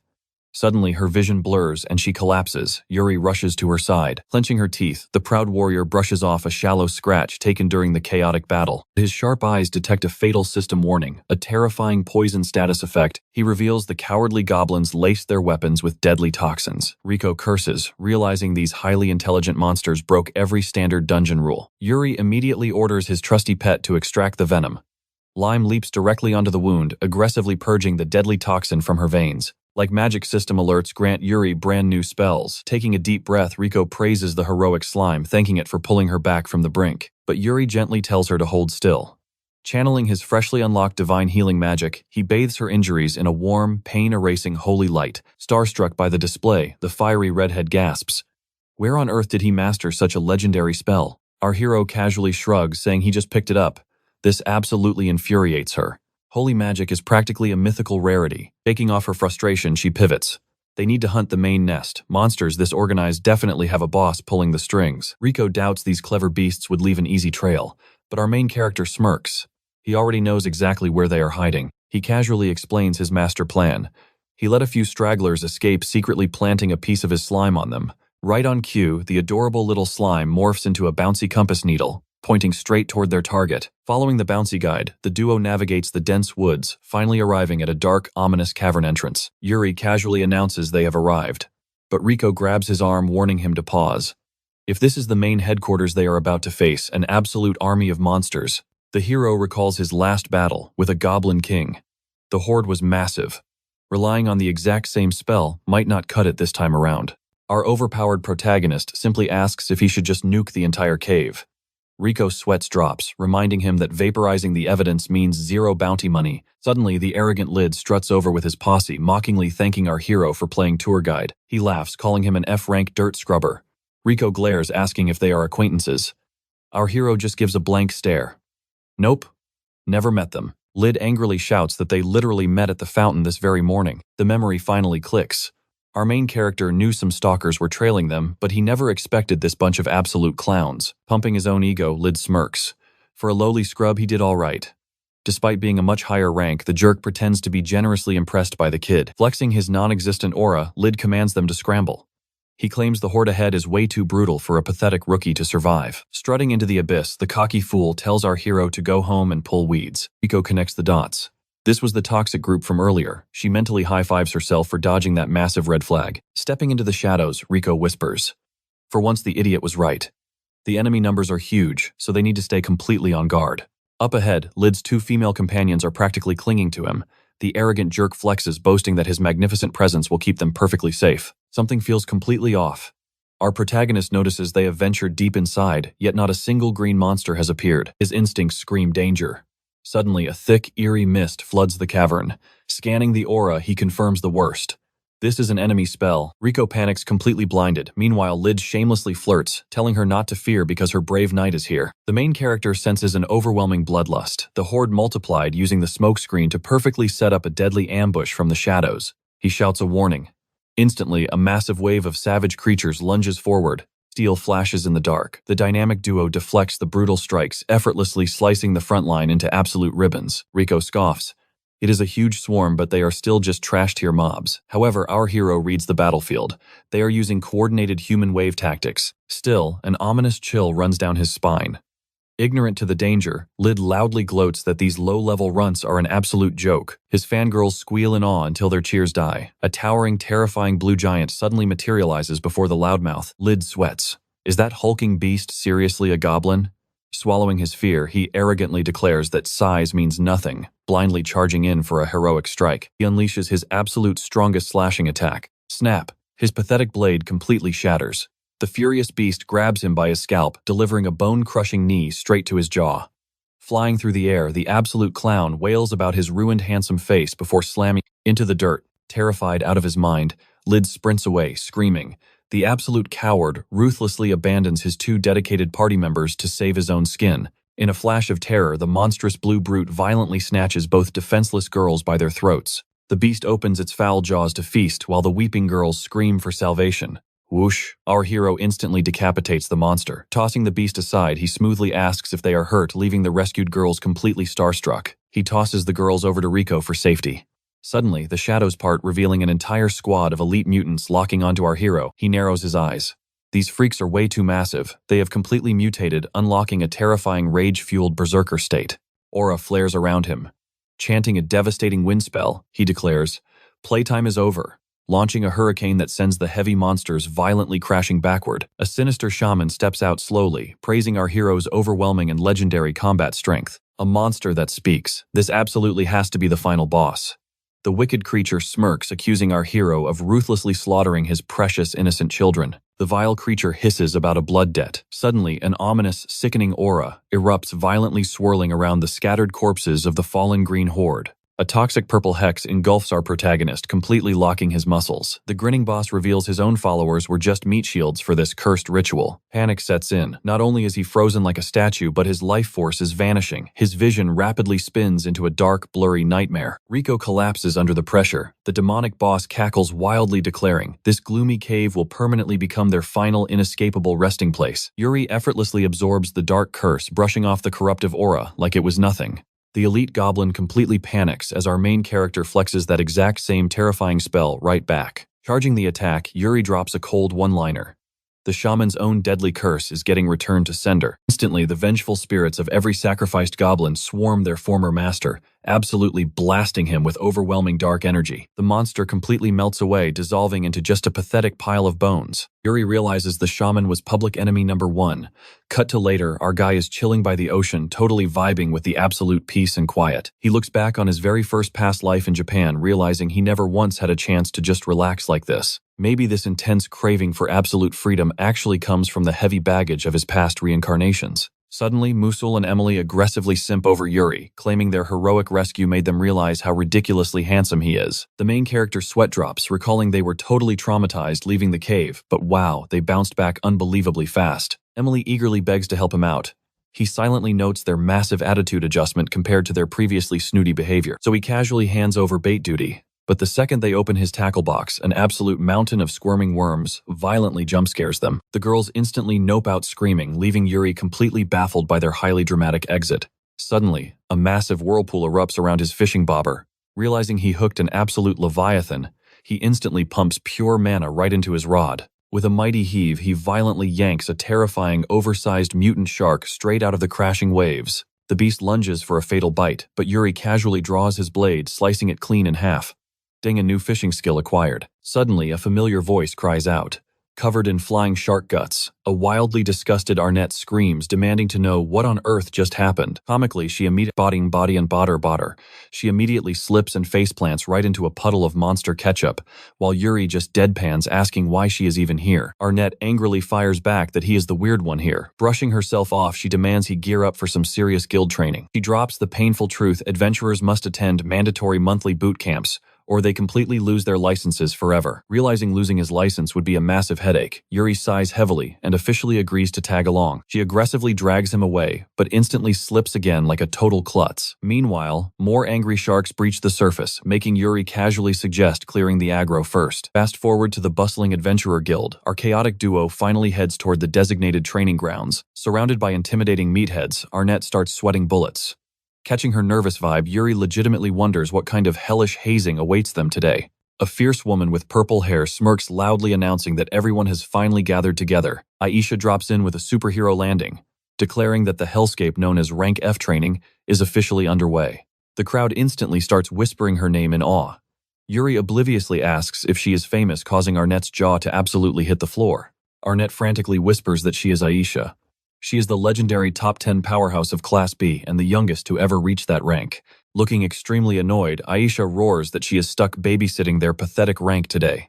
Her miserable job recycling complete garbage into somewhat functional humans. The fragile egos of the Rank F crowd completely shatter. They angrily scream at the brat, with one massive idiot actually grabbing her collar. He talks big, telling the kid to stay in her lane. But before he can even blink, the massive guy gets helplessly launched straight into the stratosphere. Dusting off her hands, Aisha coldly states she hates wasting time. So she is going to violently educate this entire rank through painful, hands-on experience. Flexing her intimidating aura, she dares the trash to step up.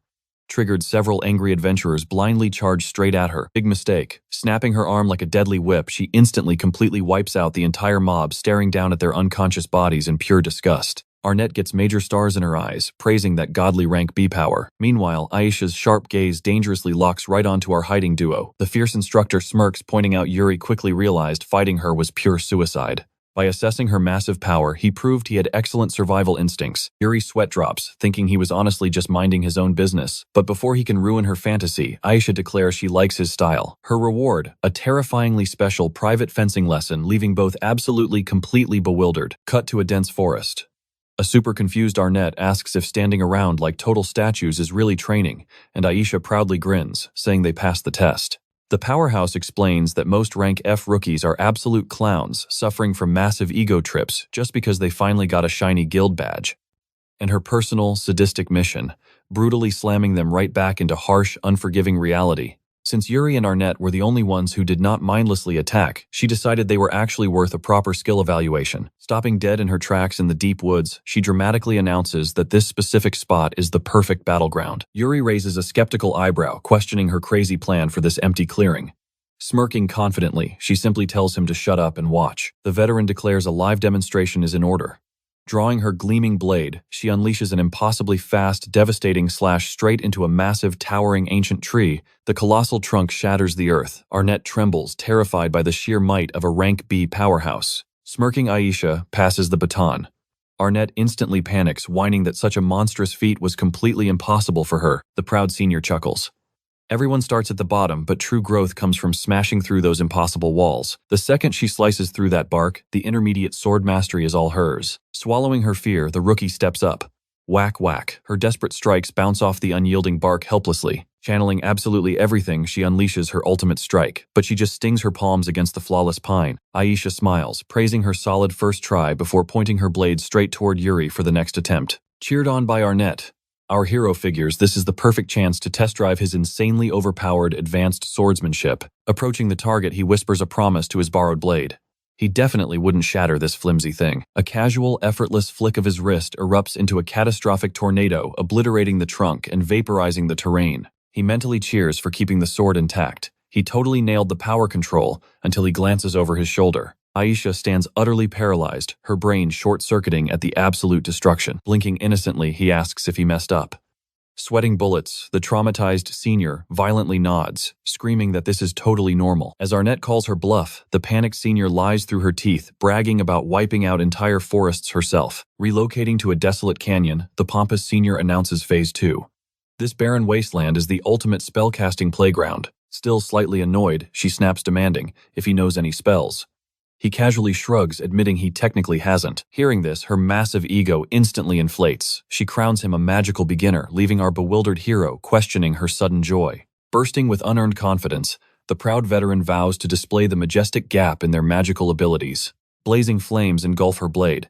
She unleashes a furious, fiery blast, vaporizing the nearby boulders in a spectacular explosion. While our hero merely blinks, Arnett loses her mind. The smug veteran flips her hair, calling it basic rank B stuff. Honestly impressed, our main character nods. As expected from a high-tier adventurer, her magical firepower is absolutely no joke. Pointing at the canyon, she passes the turn, preaching that the true essence of spellcasting is simply pure imagination. Taking her vague advice, literally, he visualizes his concept. Instantly, an apocalyptic sky-piercing broadsword forged of pure hellfire manifests. He casually launches the inferno. The catastrophic blade carves through the earth, violently erasing half of a distant mountain. Jaws hit the floor. But their awe instantly turns to pure horror, as pulverized mountain chunks begin raining from the heavens. The terrified girls cling together, screaming for their lives, begging our overpowered rookie to fix this catastrophic mess. Without breaking a sweat, he casts intermediate water magic, summoning a colossal glacial fortress to effortlessly deflect the meteor shower. Trembling, the broken veteran begs to know his true identity. Just a rank F, he smiles, sending her straight into unconsciousness. Lurking in the distant shadows, a sinister duo observes the chaos, deeply intrigued by this impossibly absurd display of power. It figures he crushed number 928. The cloaked observer smirks, challenging number 230 to claim the kill. The Crimson Fiend scoffs at such a pathetic insult. A supreme demon like him would never bow to a fragile mortal. Back at the Rowdy Guild, Poncho howls with laughter over Aisha playing teacher. Our curious hero wonders about their past connection. The Wolfman drops some lore. They used to run in the same party. Sure, her personality is completely exhausting, but her combat skills are legitimately terrifying. Behind that ego lies pure dedication. She grinded harder than anyone in this guild to earn her rank B badge. Giving her new rookies the ultimate flex is just her style. Suddenly, the tavern doors violently swing open, silencing the room. Before the wolf can even bark a greeting, the imposing red-haired giant demands to know if Yuri Azawa is present. Whispers erupt across the guild. Terrified adventurers instantly recognize this legendary titan's face. Our fearless protagonist casually waves, but a panicked Poncho frantically shushes him, begging the rookie to show some damn respect. Sweating buckets, the Wolfman reveals the truth. This walking mountain is Roses the Iron Mass, a literal rank A monster. The juggernaut waves off the useless formalities. Still shaking, the wolf chuckles, nervously mentioning it has been years since their last encounter. Crashing into the seat, the titan smirks. The kid is just, as Aisha reported shockingly, young and totally fearless. Cutting to the chase, Biscotti drops a massive bomb. He needs this rookie's firepower for a rank A subjugation quest against a wicked dragon. Poncho's jaw hits the floor while our hero just blinks. The Wolfman screams at the veteran to stop trolling, since Azawa is merely a bottom-tier rank F. But the juggernaut isn't laughing. He senses the horrifying aura hiding within the boy, proving he holds true rank A strength. Stunned, Poncho remembers Yuri casually rejecting a rank B promotion, but jumping straight to rank A? That sounds like absolute insanity. Yuri casually asks just how bad this so-called evil dragon really is. Ross breaks out into a cold sweat, explaining it could vaporize an entire nation in a flash. It crashed the Western Highlands party a few days ago, and the guild is scrambling to build a strike team. Ross begs our main character to lend his overpowered skills, but a giant-eared interloper crashes the conversation. An arrogant elf scoffs, declaring that teaming up with some random nobody is absolute madness. She berates Ross for his terrible judgment, claiming an A-rank veteran shouldn't be begging a pathetic F-rank for help. Yuri blankly asks who she even is. She proudly introduces herself as Chloe Dowell, the third strongest B-rank. The dark elf glares, insisting she has heard the rumors, and is convinced our hero uses cheap, dirty tricks. She completely refuses to acknowledge his skills, a filthy F-rank joining her elite squad. No way. Realizing this toxic elf is on the team, Yuri casually points out he has not even accepted the quest yet. Ross quickly intervenes, scolding Chloe's terrible habit of judging a book by its cover, reminding her that rank isn't everything. Refusing to back down, the stubborn elf challenges our main character to a little game right here and now. Levitating a fork with her magic, she smirks, claiming this deadly test is just some lighthearted entertainment. If he can successfully deflect the incoming utensil, she will finally swallow her pride and acknowledge his strength. But if he fails, she will kick him from the party, loudly insulting him as a pathetic potato digger. Yuri sighs at the sheer absurdity, but his competitive gamer spirit sparks. The ridiculous kitchenware duel officially begins.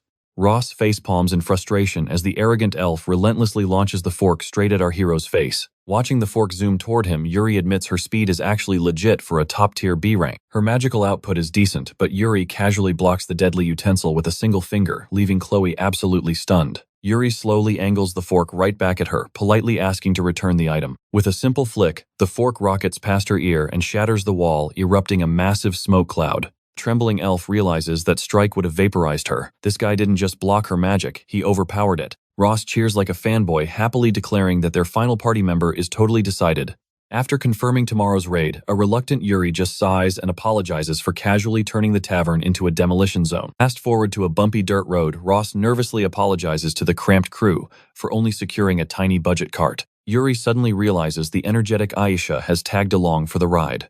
She proudly brags that she actually scouted him, vowing to show off her superior skills today. A still salty Chloe harshly judges Aisha, mocking the 10th place B rank for eagerly simping over a low-level nobody. Aisha fires back brutally, reminding Chloe about her embarrassing fork game defeat, instantly igniting a hilarious screaming match. Surrounded by high-tier A and B ranks, our overpowered but humble hero awkwardly questions if he even belongs in this party. Ross suddenly changes the subject, pointing out Yuri's squishy pet slime, which our hero proudly claims as his loyal companion. The knight is totally amazed by his rare taming skills, but the grumpy elf immediately insults the adorable slime as useless trash. In peak comedic timing, the squishy blob eagerly jumps onto Chloe's shoulder. Yuri chuckles, warning her that Lime simply loves her. Suddenly, Yuri's danger sense tingles. He screams for everyone to bail out just a split second before a massive fireball annihilates their cart. The squad barely dodges the explosion. A panicked Chloe yells about the evil dragon. But Ross corrects her, these are just trash-tier C-rank dragons. Meanwhile, Yuri's sharp eyes realize these beasts are actually tamed. Shifting into leader mode, Ross grabs Aisha to hold the right flank, barking at Yuri and Chloe to defend the left. Yuri strategically suggests drawing the aerial enemy's aggro from the front line, buying Chloe enough time to safely cast her heavy magic. But the stubborn elf completely rejects his plan. Refusing to trust our hero, she arrogantly vows to solo the entire swarm herself. With a massive surge of mana, she unleashes her thorn cannon, sending projectiles tearing through the sky after the dragons. The cocky magician boldly smirks, declaring that absolutely no one can escape her attack. The spell lands flawlessly, flash freezing the scaly beasts out of the sky. As Chloe brags, Yuri hilariously realizes he's basically just a spectator. But the celebration ends instantly when Aisha screams about a new threat. A terrifying B-rank meteor dragon crashes down. A sweating Chloe desperately wonders if this is the final boss. Yuri instantly detects the taming seal on this monster too, while a hyped-up Aisha gears up to end this fight once and for all. Aisha and Chloe weave their mana, launching twin energy bolts. But the wyvern instantly counters, swallowing their magic with a blazing fireball. The mages freeze in pure shock. That's when Yuri calmly calls upon Lime. The little slime bounces skyward, casually gulping down the blazing inferno. The girls watch in awe until a massive shadow vaults right off Lime. Be borrowing our squishy friend Ross bellows, charging the beast with his colossal shield raised high. Boom! His Iron Destroyer skill slams into the wyvern's chest, sending the massive monster plummeting toward the earth. Tagging you in, boss, Ross grins, tossing the stage to Yuri, whose blade already hums with surging magical aura. The main character draws his blade in a blinding flash. One flawless strike, and the massive beast is cleanly cleaved in two. While Yuri praises their slime MVP, Aisha nervously coughs. Not bad. And Chloe stubbornly mutters about it being total beginner's luck. But Ross suddenly kills the comedic mood. We have a major problem. Our carriage horse is severely injured. We absolutely must arrive before dusk. Aisha panics, realizing they are hours away. Yuri contemplates transforming Lime into a giant mount, but there is simply way too much dead weight to carry. Changing his plans, the overpowered protagonist steps toward the bleeding animal, unleashing a dazzling wave of holy magic. Cut to the party riding in absolute stunned silence. I thought divine healing was just a myth. Chloe whispers while Aisha realizes their horse is now breaking speed records. Yuri just shrugs with a smirk. I tossed in some basic physical enhancement buffs while closing its wounds. No big deal. Snapping back to reality, Ross points toward the towering tree line. Just past those woods lies the Western Highlands, but as the carriage blasts into the territory, the atmosphere instantly turns chilling. The entire forest ahead is reduced to black ash. Charred monster corpses litter the apocalyptic wasteland. True to their arrogant nature, Chloe and Aisha confidently scoff, mocking the pathetic beasts that got roasted. Ross ignores the peanut gallery, gripping his weapon. The magical pressure here is suffocating. The apex predator is close. Keep your guards up. Oh please, Chloe scoffs proudly. We have 1 A rank and 2 B rank elites. Some overgrown lizard does not stand a ghost of a chance. Boasting dies, as Yuri's sharp eyes catch something terrifying. A colossal pile of dragon bones. Is that our target? Did it die already? Aisha asks hopefully. But Yuri's combat senses scream danger. That pile of bones is definitely breathing. Battle stations, Ross roars at the top of his lungs. The bones violently snap together as an A-rank evil dragon resurrects. Weapons are drawn as the undead titan lunges. The dragon unleashes an earth-shattering roar, radiating a shockwave that completely paralyzes the terrified party. Yuri senses the heavy mana woven into the soundwave. An area of effect stun skill. While Ross mentally panics, Yuri simply smiles, genuinely impressed by the technique. The paralyzing pressure is crushing, but for an anomaly like him, it is barely a mild inconvenience. Just as I suspected. An arrogant voice echoes from the cliffs. The so-called elite adventurers of this era are utter trash. Enter Zark Patonf Demon, number 230. He smirks down at the chaos, thrilled that Yuri Azawa practically delivered himself to his doorstep. Do not let that ego swell, just because you beat Nero. Zark sneers. That pathetic weakling was at the very bottom of our ranks. Flaunting his rank of 230, the demon declares Yuri's absolute execution. With a flick of his wrist, the undead dragon dives straight for the kill. Yuri's eyes narrow sharply. Another member of the numbers. This was not a random encounter. This arrogant demon was hunting for bloody revenge. The dragon's massive jaws snap shut over the helpless party. Is this the tragic end? Not on the main character's watch, shrugging off the paralysis like nothing. Yuri's blade sings, completely severing the beast's deadly claws. Riding his momentum, Yuri sprints right up the creature's massive arm. A flurry of blinding slashes rains down on the monster's skull. Thud, the so-called invincible dragon crumbles into diced bone. The rest of the party just watches their jaws hitting the dirt. While Chloe is still violently buffering in denial, an amused clap echoes from above. Zark grins wickedly. Bravo, now ready for round 2. A sinister purple aura erupts from the shattered bones. The skeletal nightmare pieces itself together, lunging once more. Yuri blocks the strike, eyes widening. It possesses automatic regeneration. Every single limb he slices off instantly regrows. The cursed bones twist and lash out relentlessly. Bam! The resurrected beast lands a devastating blow, sending Yuri skidding violently across the scorched earth. Digging his boots into the soil to stop his momentum, Yuri does the brutal math. Physical attacks are absolutely useless against a self-healing tank. This is a pure battle of stamina. Realizing the dragon runs on necrotic energy, a confident smirk returns to the hero's face. Time to unleash some high-tier holy magic. Blinding divine light floods the battlefield. The undead beast violently thrashes in agony. Yuri chuckles. Those thousands of hours grinding in his past life are finally paying off. But Zark is not waiting his turn. He materializes directly in Yuri's blind spot. Clang. Yuri parries the stealthy assassination by a hair. Now this is getting entertaining, the demon cackles. Let's skip straight to the blood-soaked finale. Zark unleashes a terrifying barrage of supersonic fists. Our main character is pushed to the absolute brink, desperately deflecting the chaotic flurry. Sick of playing defense, Yuri's blade ignites with a concentrated burst of mana. Time to hit back. He executes a lightning-fast counter-slash. Zark furiously blocks, but blood sprays as the hero's steel finally bites into demon flesh. Too slow, the demon mocked, blasting a cheap shot at the stunned main character before his magic could fully form. In a flash of pure speed, Azawa vanished behind him. Meanwhile, Zark's devastating punch completely obliterated the ground, leaving a massive canyon in its wake. Yuri smirked inwardly. Sure, the big guy packed a legendary punch, but all that bulk made him incredibly sluggish. Suddenly, Zark teleported right in his face. What's wrong, hero? Dancing around won't win you this fight, the beast growled. The monster swung again, but the boy effortlessly sidestepped. Furious, the demon unleashed a relentless barrage of high-speed boulders. 500 years of sleep made you pathetic, the demon sneered. Calling you a zero right now is honestly an insult to zeros. Our hero casually spun his blade, deflecting the barrage. Gripping a massive boulder, Zark grinned wildly, claiming he had waited centuries for this. I've dreamed of our rematch for ages, the beast roared with absolute battle lust. So you better not bore me to death today. He hurled the giant rock, but Yuri simply backflipped and sliced the colossal boulder cleanly in two. Landing smoothly, the main character realized the ugly guy actually had a point. playing pure defense was a terrible strategy. Sticking to just basic swordplay wasn't going to cut it anymore. It was finally time to unleash his secret weapon. He quickly ordered his slime buddy to evacuate the party. The loyal little blob instantly obeyed, bouncing off his shoulder to safety. "Stop looking away," the demon bellowed, charging forward with insane speed. "I don't care about the extras. You are my only prey."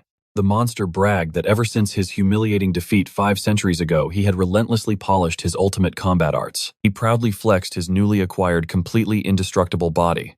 "How does it feel to be totally outmatched by yesterday's trash?" he mocked. Unfazed, our guy began chanting layered spells, instantly manifesting an absolutely massive, blindingly hot spear of pure fiery destruction. "Wait, you only know swordplay," Zark shrieked in absolute panic.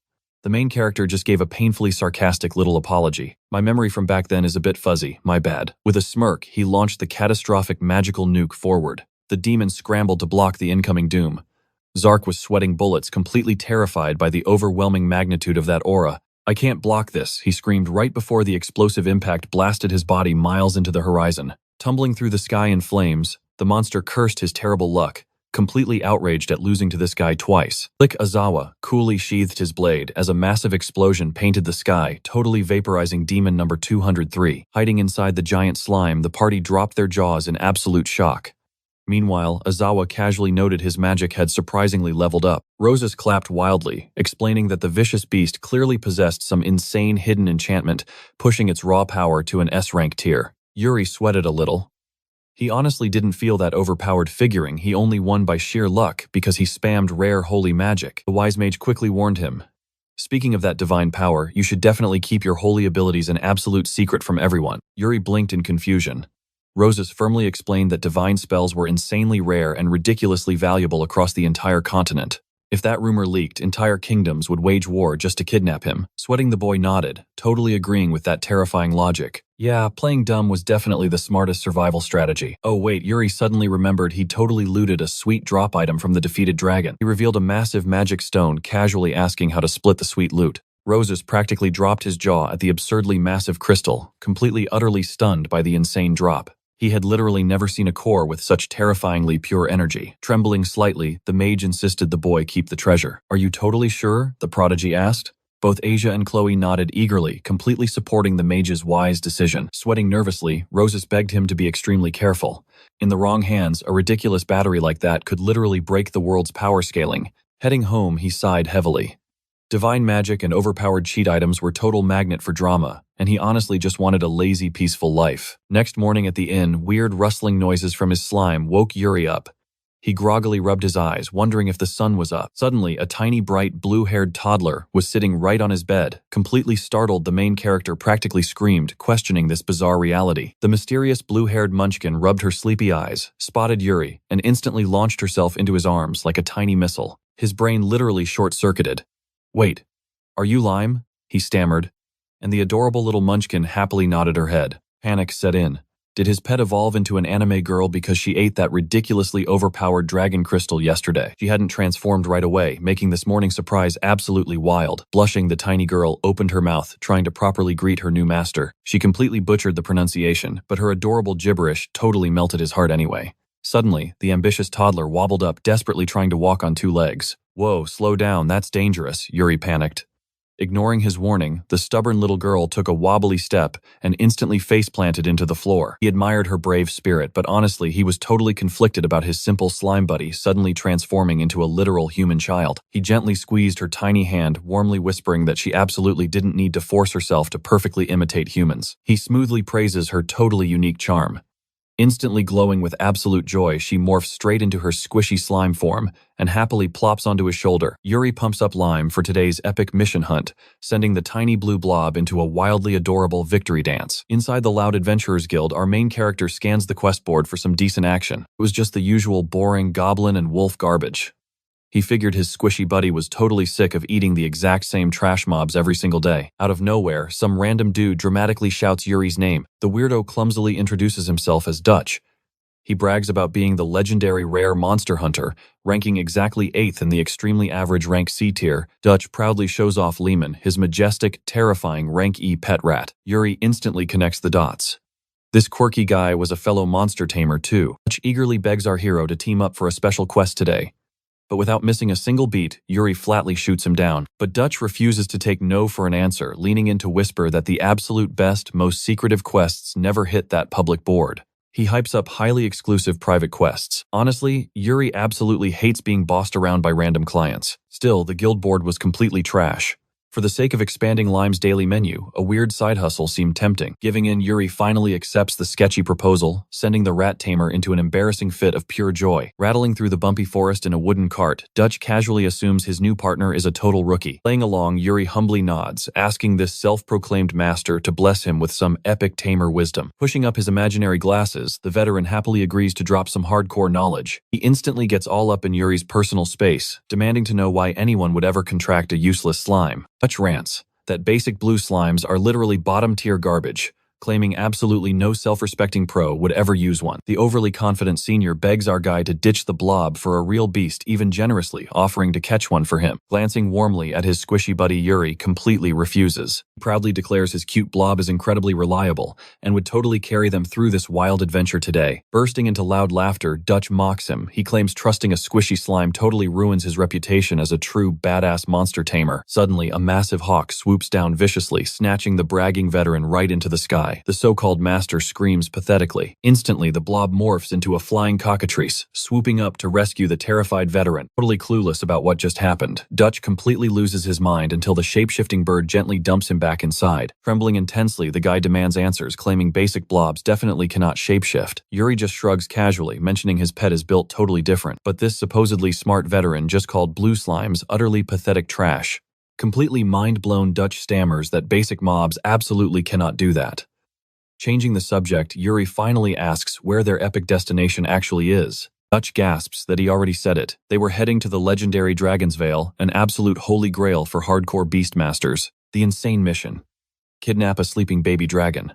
The proud veteran starts loudly flexing about mythical sea krakens and other insane dungeon bosses. He won't stop bragging, name-dropping majestic golden birds and those incredibly rare ultra-legendary rainbow slimes that barely exist anywhere. Puffing out his chest, the guy boasts that catching these mythical beasts totally earned him his super edgy rare hunter title. Faking total awe, Yuri claps for his amazing senior acting, super honored to share a quest with such an absolute legend. So why are you still stuck in rank C?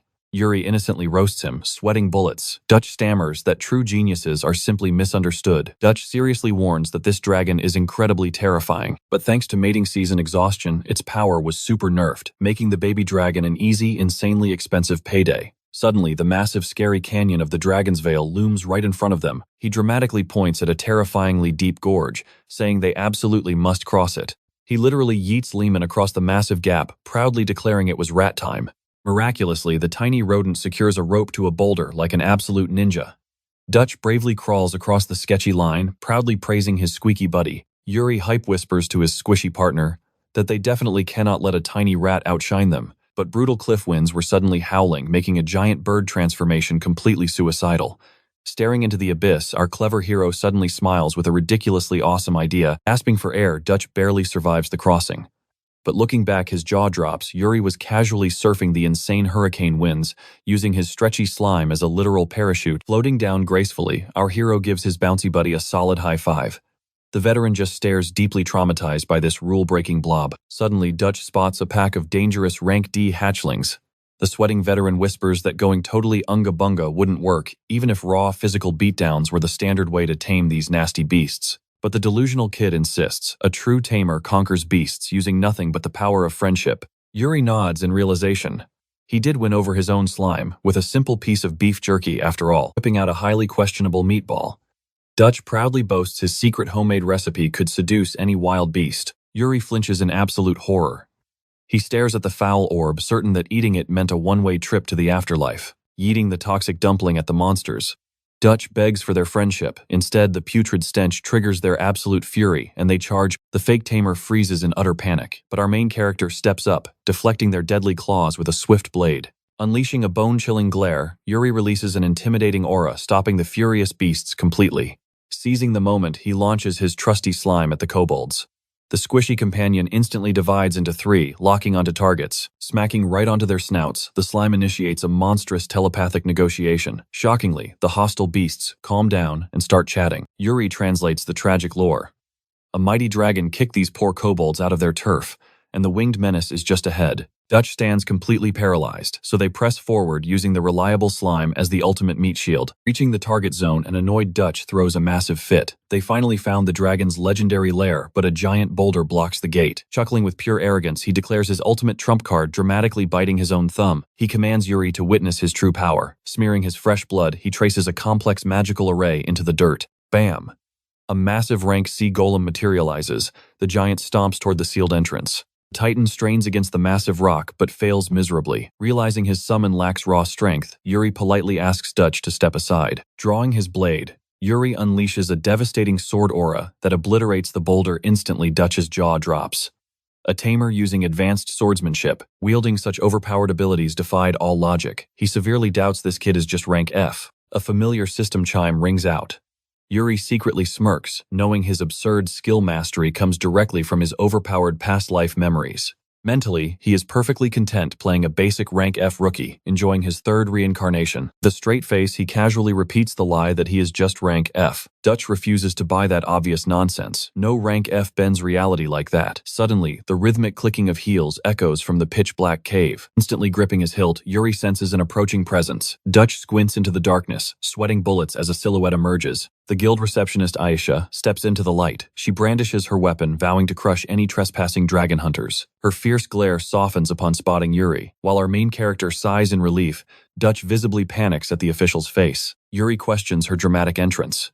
Aisha sighs, explaining the guild deployed her as a vanguard against gold-crazed lunatics hunting the sacred beast. A dragon's entire anatomy is practically walking treasure. To prevent ecological collapse, the guild slapped heavy embargoes on slaying them. Rogue hunting operations carry an absolute penalty. She personally sealed that massive door to lock out any shady poachers, but she never calculated that Yuri would just slice through it. Scratching his cheek, the boy admits he only wanted an egg. Aisha narrows her eyes in confusion.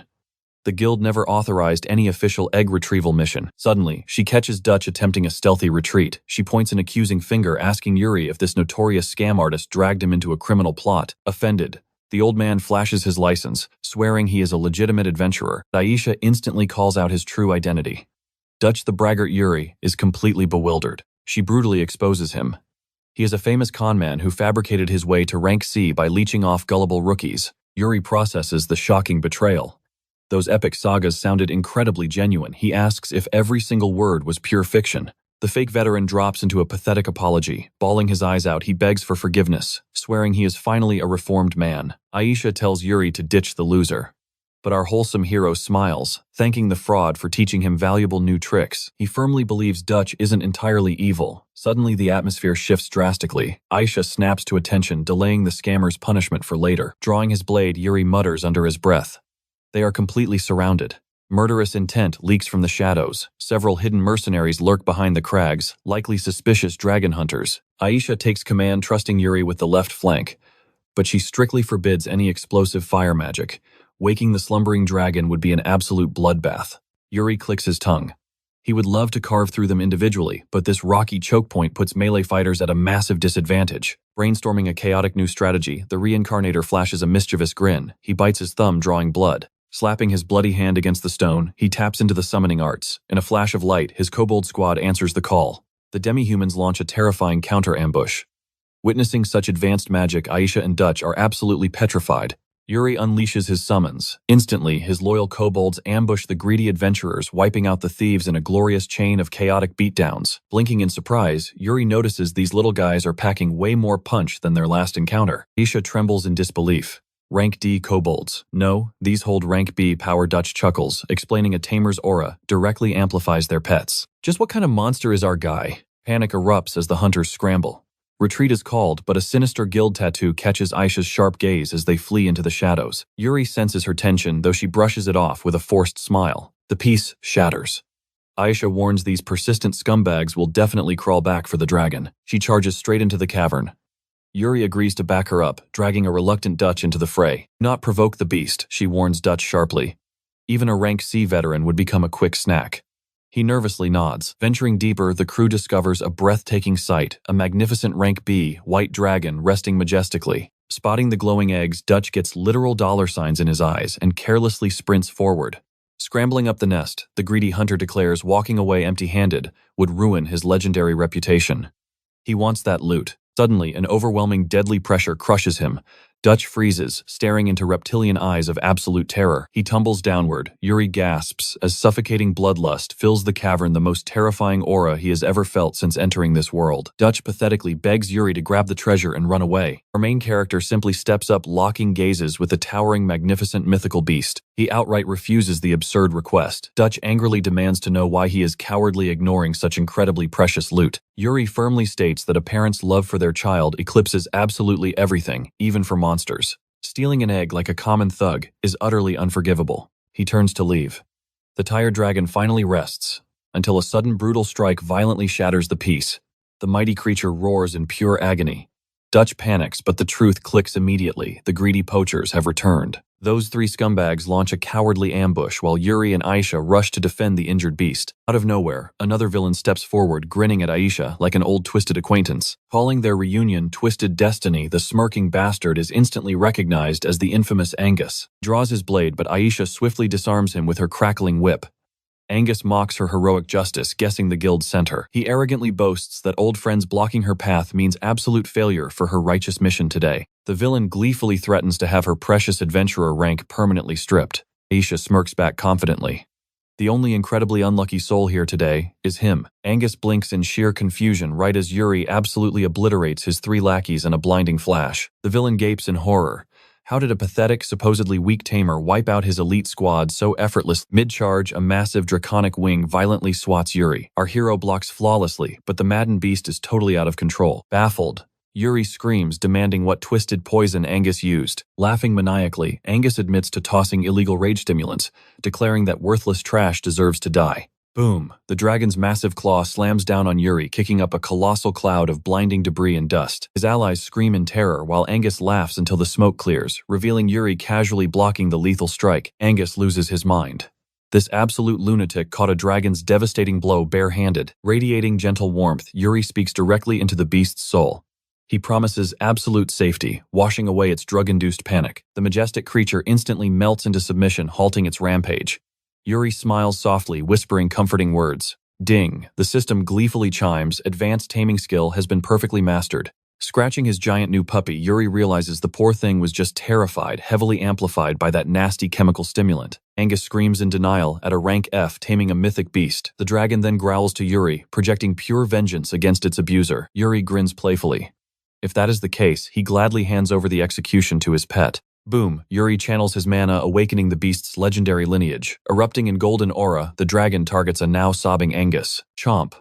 The beast effortlessly snags the villain and launches him straight out of the cavern. Yuri happily checks on his overgrown lizard while Dutch just stares, brain completely broken by this overpowered tamer. Aisha sighs, claiming Yuri hogged all the spotlight again, but promises to squeeze a fat reward out of the guild for him. Our main character wonders if he deserves it. Aisha nods, praising him for saving the dragon and putting Angus in his place. He hesitates, noticing her history with that jerk. She sighs, revealing they were actually hardcore rivals back in their rank C days. They constantly fought to reach rank B first. But when she won that race, Angus threw a massive tantrum and turned to a life of dirty crimes. Naturally, the guild snatched his license away and kicked him to the curb. Crossing her arms, she bluntly declares the guy was an absolute moron. She asks if Yuri knows where disgraced adventurers vanish to. Enter the Subguild, a shady underground syndicate hoarding criminal rejects and licenseless losers. Then she drops a truth bomb, calling Yuri incredibly strong but utterly clueless, like a superpowered toddler waddling through a minefield. He falls for every scam, totally blind to the real world. His brain is literally stuck on the ultimate rank F beginner settings. If he keeps flying solo, he will definitely crash and burn, just like Angus. Talk about emotional damage. But Yuri knows her harsh roast is completely accurate. After all, it has barely been 6 months since his crazy isekai reincarnation. Aisha commands him to attend next week's training camp. She is going to personally hammer some street smarts into his thick skull.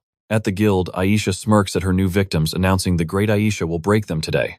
The room goes dead silent. The spiky-haired guy asks if it is time to suffer, but Arnett nervously chimes in. He stammers that only 5 people showed up compared to last time's 10. Aisha bluntly drops the mic. These 5 are the sole survivors. In just 30 days, 3 met their maker, and 2 completely chickened out. Arnett looks absolutely horrified. Fishy shrugs, joking that a 50% survival rate for noobs is actually a massive win. Sweating at the brutal reality, Yuri realizes an adventurer's badge offers zero plot armor.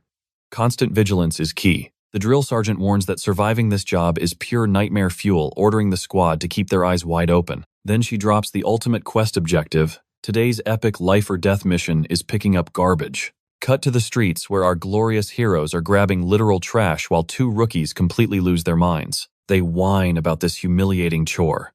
Meanwhile, Yuri flashbacks to Aisha's warning. He lacks one crucial puzzle piece, and this chore is the key, speedrunning the cleanup. Yuri swears to the heavens he will not become a tragic anime villain like Aisha predicted. He has zero clue how to dodge those red flags, so for now, he just aggressively follows orders. Burnett praises his intense vacuum-like skills. Yuri humbly admits he never noticed how filthy the streets were until he actually looked down. Suddenly, a random kid points and asks his mom what that weirdo is doing. Yuri flashes a smile, proudly claiming his trash collector title. When the toddler asks why Yuri calls it a secret adventurer mission, the kid's eyes immediately sparkle with pure hype. Thinking this is peak hero behavior, the little guy volunteers to join the ultimate cleanup raid. Arnett jumps into the scene with a sweet smile, inviting the boy to save the city together. The hyped-up kid goes to work. Yuri's gamer brain calculates the stats more party members equals a faster, clear time. Time to speedrun this. The passing crowd watches in pure shock as Yuri sweeps through the garbage with god-tier speed and precision. Caught in his wholesome aura, the entire block gets inspired and joins the massive cleanup. Yuri blinks in confusion at his accidental flash mob. Suddenly, Aisha steps out of the shadows, smirking at his unintended masterpiece. Sweating playfully, Yuri admits he has no idea why the NPC townsfolk randomly decided to help them pick up litter. Aisha smiles, explaining this was the secret lesson. His pure hustle naturally moved their hearts. Angus had insane stats, but completely fumbled by choosing a villain arc. If you play solo, steal the loot, and treat everyone like garbage, karma will absolutely destroy you. If you grind with pure sincerity, loyal allies will naturally flock to your side. And when you start stepping into the darkness, those true friends will drag you back to the light. Lesson complete. The light bulb finally clicks. Yuri nods, realizing his entire crazy survival journey only worked because of the awesome people carrying him. Meanwhile, the hyped-up kid marches toward an alley, proudly declaring the trash hunter hero has arrived right before violently crashing into someone's legs. An ugly-faced thug glares down at the tiny obstacle, viciously barking at the annoying brat to watch where he is walking. The bully cruelly laughs, mocking the kid's little roleplay and calling him nothing but a pathetic rank F garbage collector. Adding insult to injury, he tosses his lit cigarette down, condemning the crying boy to a life of sweeping dirt. Suddenly, Yuri teleports into the scene like a boss, pointing at the cigarette. "Hey jerk, you drop this." Yuri casually suggests they use a trash can. The punks instantly snap, getting all up in his face, demanding a total beatdown. Baldy smirks, claiming they gave the kid a massive honor, since picking up garbage is the only thing an F-rank scrub is actually good for. Mohawk Dude charges in like a raging bull. He calls Yuri a complete moron, ordering him to fetch the cigarette himself. Yuri just sighs smoothly, ducking the wild punch. Then he casually snatches the butt mid-air. Sparking his fire magic, he relights the smoke and expertly flicks it right into the bully's dumb face. Wrapping up this absolute joke, wind magic blasts both goons straight into the dumpster. The main character lectures them on littering, scoring a tearful apology. Watching with star-struck glittering eyes, the little kid declares adventurers are the coolest beings ever. Darkness blankets the silent woods as time slowly slips away. Deep in a gloomy cavern, Aang begs a shadowed figure for mercy. He promises to snatch the dragon's heart, immediately pleading to survive. The desperate guy even swears on his life to assassinate that wretched adventurer Yuri Azawa for ruining everything. The mysterious boss chuckles, dismissing the item. Snapping his fingers, he grants one final sinister chance, just make absolutely sure Yuri ends up dead. Instantly horrifying dark energy erupts. Aang twists into a grotesque, terrifying demonic beast. Watching the monster writhe, the cloaked villain smirks, thrilled to cross paths with Yuri so quickly. Cut to the guild, Ross pulls Yuri aside for a serious chat. Our hero instantly wonders why he was summoned. Ross drops a massive bomb, an ultra-dangerous A-rank subjugation quest. The target, the legendary Ogre King. Days ago, a massive beast crashed into Moram village, throwing the poor locals into absolute chaos. Way beefier and far deadlier than standard mobs. A top-tier adventurer tried playing hero only to get completely and utterly wrecked. Ross grimly confirms the worst. This is an elite mutated boss variant, the absolute Ogre King. Normally, Ross would smash it himself, but he is completely buried in boring guild paperwork right now. So the epic burden falls to Yuri. Securing special headquarters permission, they deemed the mighty Dragon Slayer the absolute best man for the job. Yuri internally groans at the massive headache, totally dreading another annoying chore. But hey, he still accepts. He figures it is just a spicy buffet for Lime soon. Yuri wanders straight into Morim village. Admiring the gorgeous, nature-blended scenery, he suddenly spots a super familiar face. Wait, is that Feel? Feel blinks in total shock at her partner Yuri, casually mentions he is here to totally obliterate the Ogre King. He asks if she wants to join the raid party. Feel shakes her head, revealing a fun fact. Morim is actually her beloved hometown. Though she skipped the official quest, she refuses to just watch her home burn. She is ready to throw down and help however possible. Smiling, she admits Yuri's presence feels super reassuring. But suddenly, a deadly projectile snipes him right in the head. Rubbing his skull, Yuri stares at the bizarre flying thorn. Meanwhile, Feel instantly recognizes the crazy sniper style. Enter Grandma Hilda, looking absolutely fierce. She violently declares her village needs zero help from scrawny outsiders like him. Flustered Feel begs her chaotic granny to chill out. Shocked by the ambush, she scolds the old lady, hurriedly dragging everyone safely indoors. Heading upstairs, Feel awkwardly whispers a warning. Her family tree is ridiculously eccentric, so he better brace for impact. Inside, Hilda gives a half-hearted apology, openly praising Yuri's crazy reflexes for actually surviving her surprise thorn attack. Then Granny drops the ultimate bomb. Are you my granddaughter's boyfriend? Feel instantly turns tomato red, screaming in denial. Yuri pouts, feeling slightly roasted by the rejection. Feel clumsily backpedals to defend his honor, while Hilda just cackles at their hilarious chemistry. Shifting gears, Granny reveals her master deduction. She knows Feel rushed back because she totally spotted the distress quest. Hilda sternly drops the harsh truth. Despite her good intentions, this boss fight is way above Feel's pay grade. The girl argues back defensively, but Granny completely shuts her down, bringing up the terrifying legend of the Oni god. Hearing this mythical title, Yuri just blinks in absolute confusion. 3 years ago, a massive beast spawned nearby. Countless cocky adventurers tried raiding it, but every single one got brutally swatted. Surprisingly, the monster never raided the town. They worshipped it as the Oni god choosing peace. Feeding it low-level scrubs would only trigger an aggro wipe. Poking the bear guarantees total disaster. That is exactly why Feel needs to sit this raid out. Feel proudly points out that Yuri is hard carrying this quest. Hearing this, the fierce grandmother slowly stands up. Smirking, she admits Yuri's aura is incredibly weird. He is definitely no NPC, exactly what she expected from her granddaughter's chosen partner. But he is not getting a free pass. To prove his worth, Grandma is throwing down an epic, unhinged challenge. By sundown, bringing 10 kumi horns would prove the strength of the boy, while showing off how much Phil leveled up. A bit later, our dynamic duo strolls through the forest. Yuri spots a shadow tailing them. Phil reveals the stalker is actually a half-wolf kid named Sam. Phil introduces him as her little brother, leaving Yuri totally confused. Arnett chimes in explaining that their village is quite unique. It serves as a sanctuary for orphaned kids. Both she and Sam were actually abandoned deep within these very woods. Thankfully, Grandma adopted them all. That absolute devotion is exactly why Arnett would sacrifice anything to protect their rural home. Sam jumps out glaring at Yuri. The fiery pup declares he has no idea how this guy charmed Phil, totally refusing to accept him. Wolf Boy announces this is a direct quest from Grandma. He appoints himself as the ultimate judge of Yuri's power. Arnett scolds his rude behavior. But Sam just groans, completely roasting her terrible taste in men for liking such a lazy-looking dude. Blushing, Phil grabs Yuri's hand, defending him immediately. This makes the jealous wolf kid throw a massive tantrum until an eerie presence interrupts. Arnett whispers about the chilling vibe. Yuri nods calmly. A pack of kumis has them completely surrounded. Sam smirks, eager to watch these so-called weaklings struggle. But his jaw drops as Arnett and Yuri instantly blast through the monstrous horde. Dusting off his hands, Yuri flashes a confident smirk. He asks the dumbfounded pup if he passed. Pretending to be unimpressed, Sam hops down. He scoffs that beating basic mobs means nothing, warning of way tougher bosses back at home. Bam! Mutated Ains crashes the party. The main character instantly casts a glacial shield, saving the terrified kid from a lethal blow. Tossing Sam to safety, he orders Phil to guard the brat. He draws his weapon, declaring this nightmare is a strictly solo raid. Ains shatters the frozen barrier with pure brute force. The beast then eerily groans out Yuri's exact name. The freak lunges again. Yuri elegantly sidesteps the strike, utterly baffled as to how this demonic creature knows his secret identity. Yuri retaliates with a blinding/carving deep into the monster's chest. Witnessing this epic counter, Sam admits the guy is totally overpowered. Starstruck, the pup wonders if all city hunters are this broken.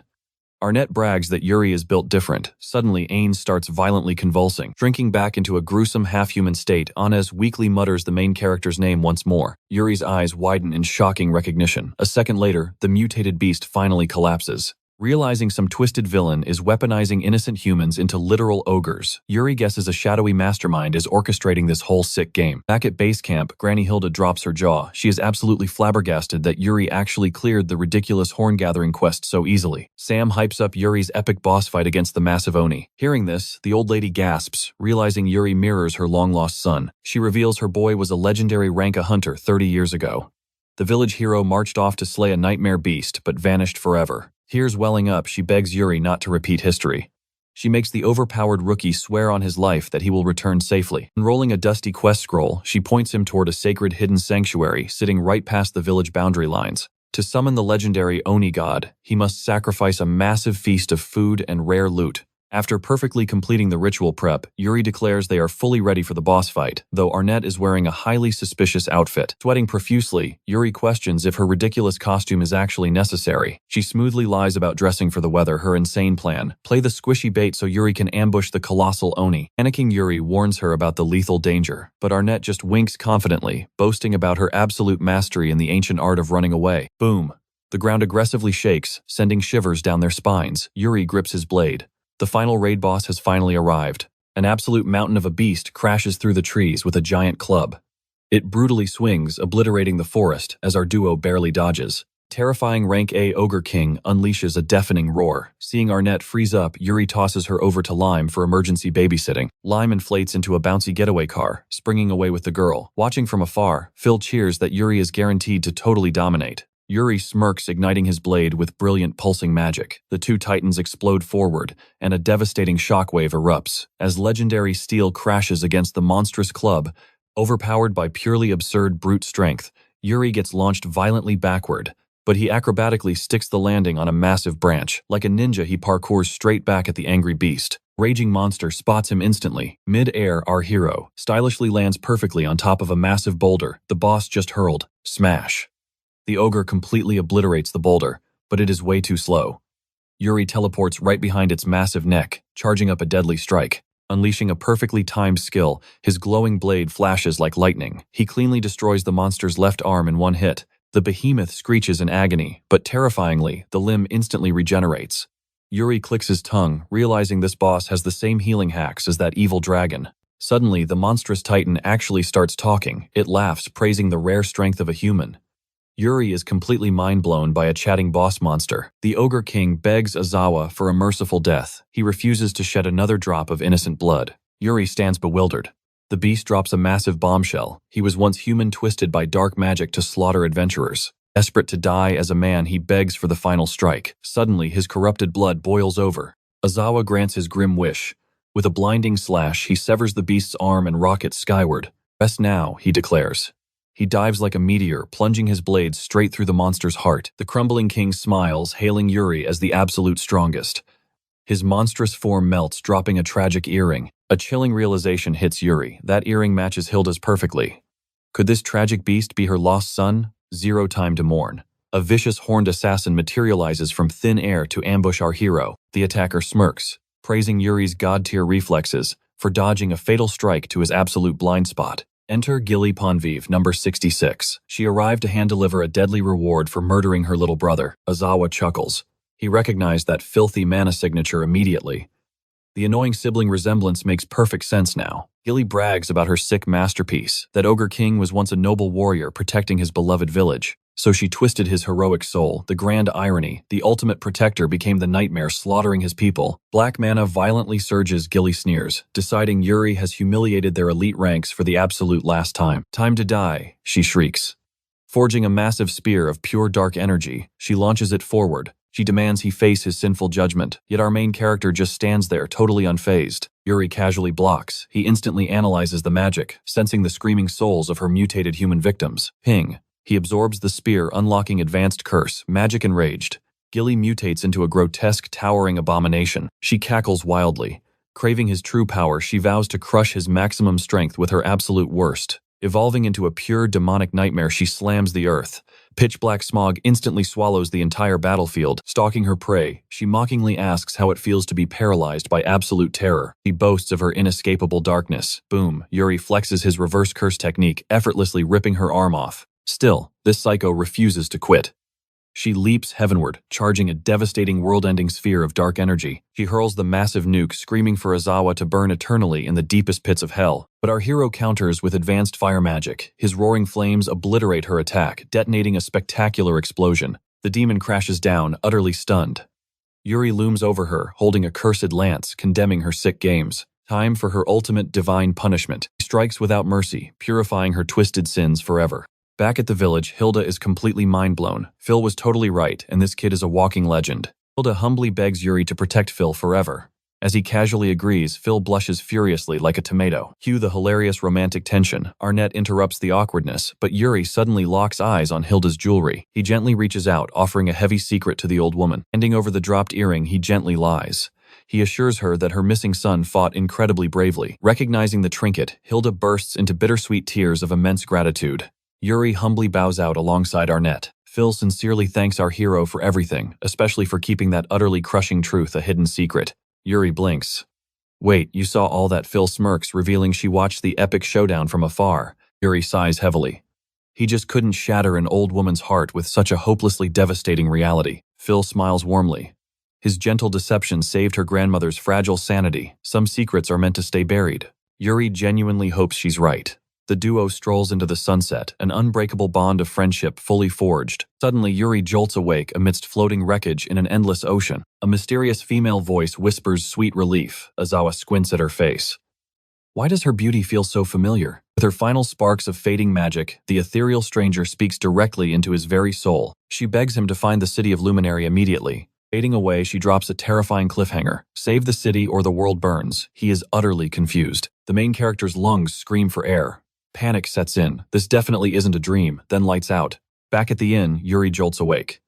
Why? Because Lime is literally smothering his face. What is this slime plotting? He rubs his head. That epic nightmare felt incredibly real. Plus, an apocalyptic wasteland completely ruins his ultimate slacker lifestyle. That is a massive, unforgivable deal-breaker. Groaning about his ruined, lazy days, he decides to investigate. Lime gives a squishy nod of approval, and the dynamic duo marches straight to the guild. At the desk, he demands a ticket to Luminaria. But the receptionist drops a bomb. Thanks to a massive emergency, that entire city is on total lockdown. His spider sense tingles. Something shady is definitely going down. He leans in begging for any secret loophole to get inside. Because if he stays behind Goodbye World sweating bullets, the poor girl stammers out exactly one crazy option. He just has to sign up for a top-secret mission. Naturally, her lips are sealed regarding the juicy details. To handle this epic crisis, the royal government unleashed the elite knights on a grand expedition. A handful of lucky mercenaries can tag along. But first, Yuri must survive the famously brutal knight selection exam. He groans internally, but fate leaves him zero choice.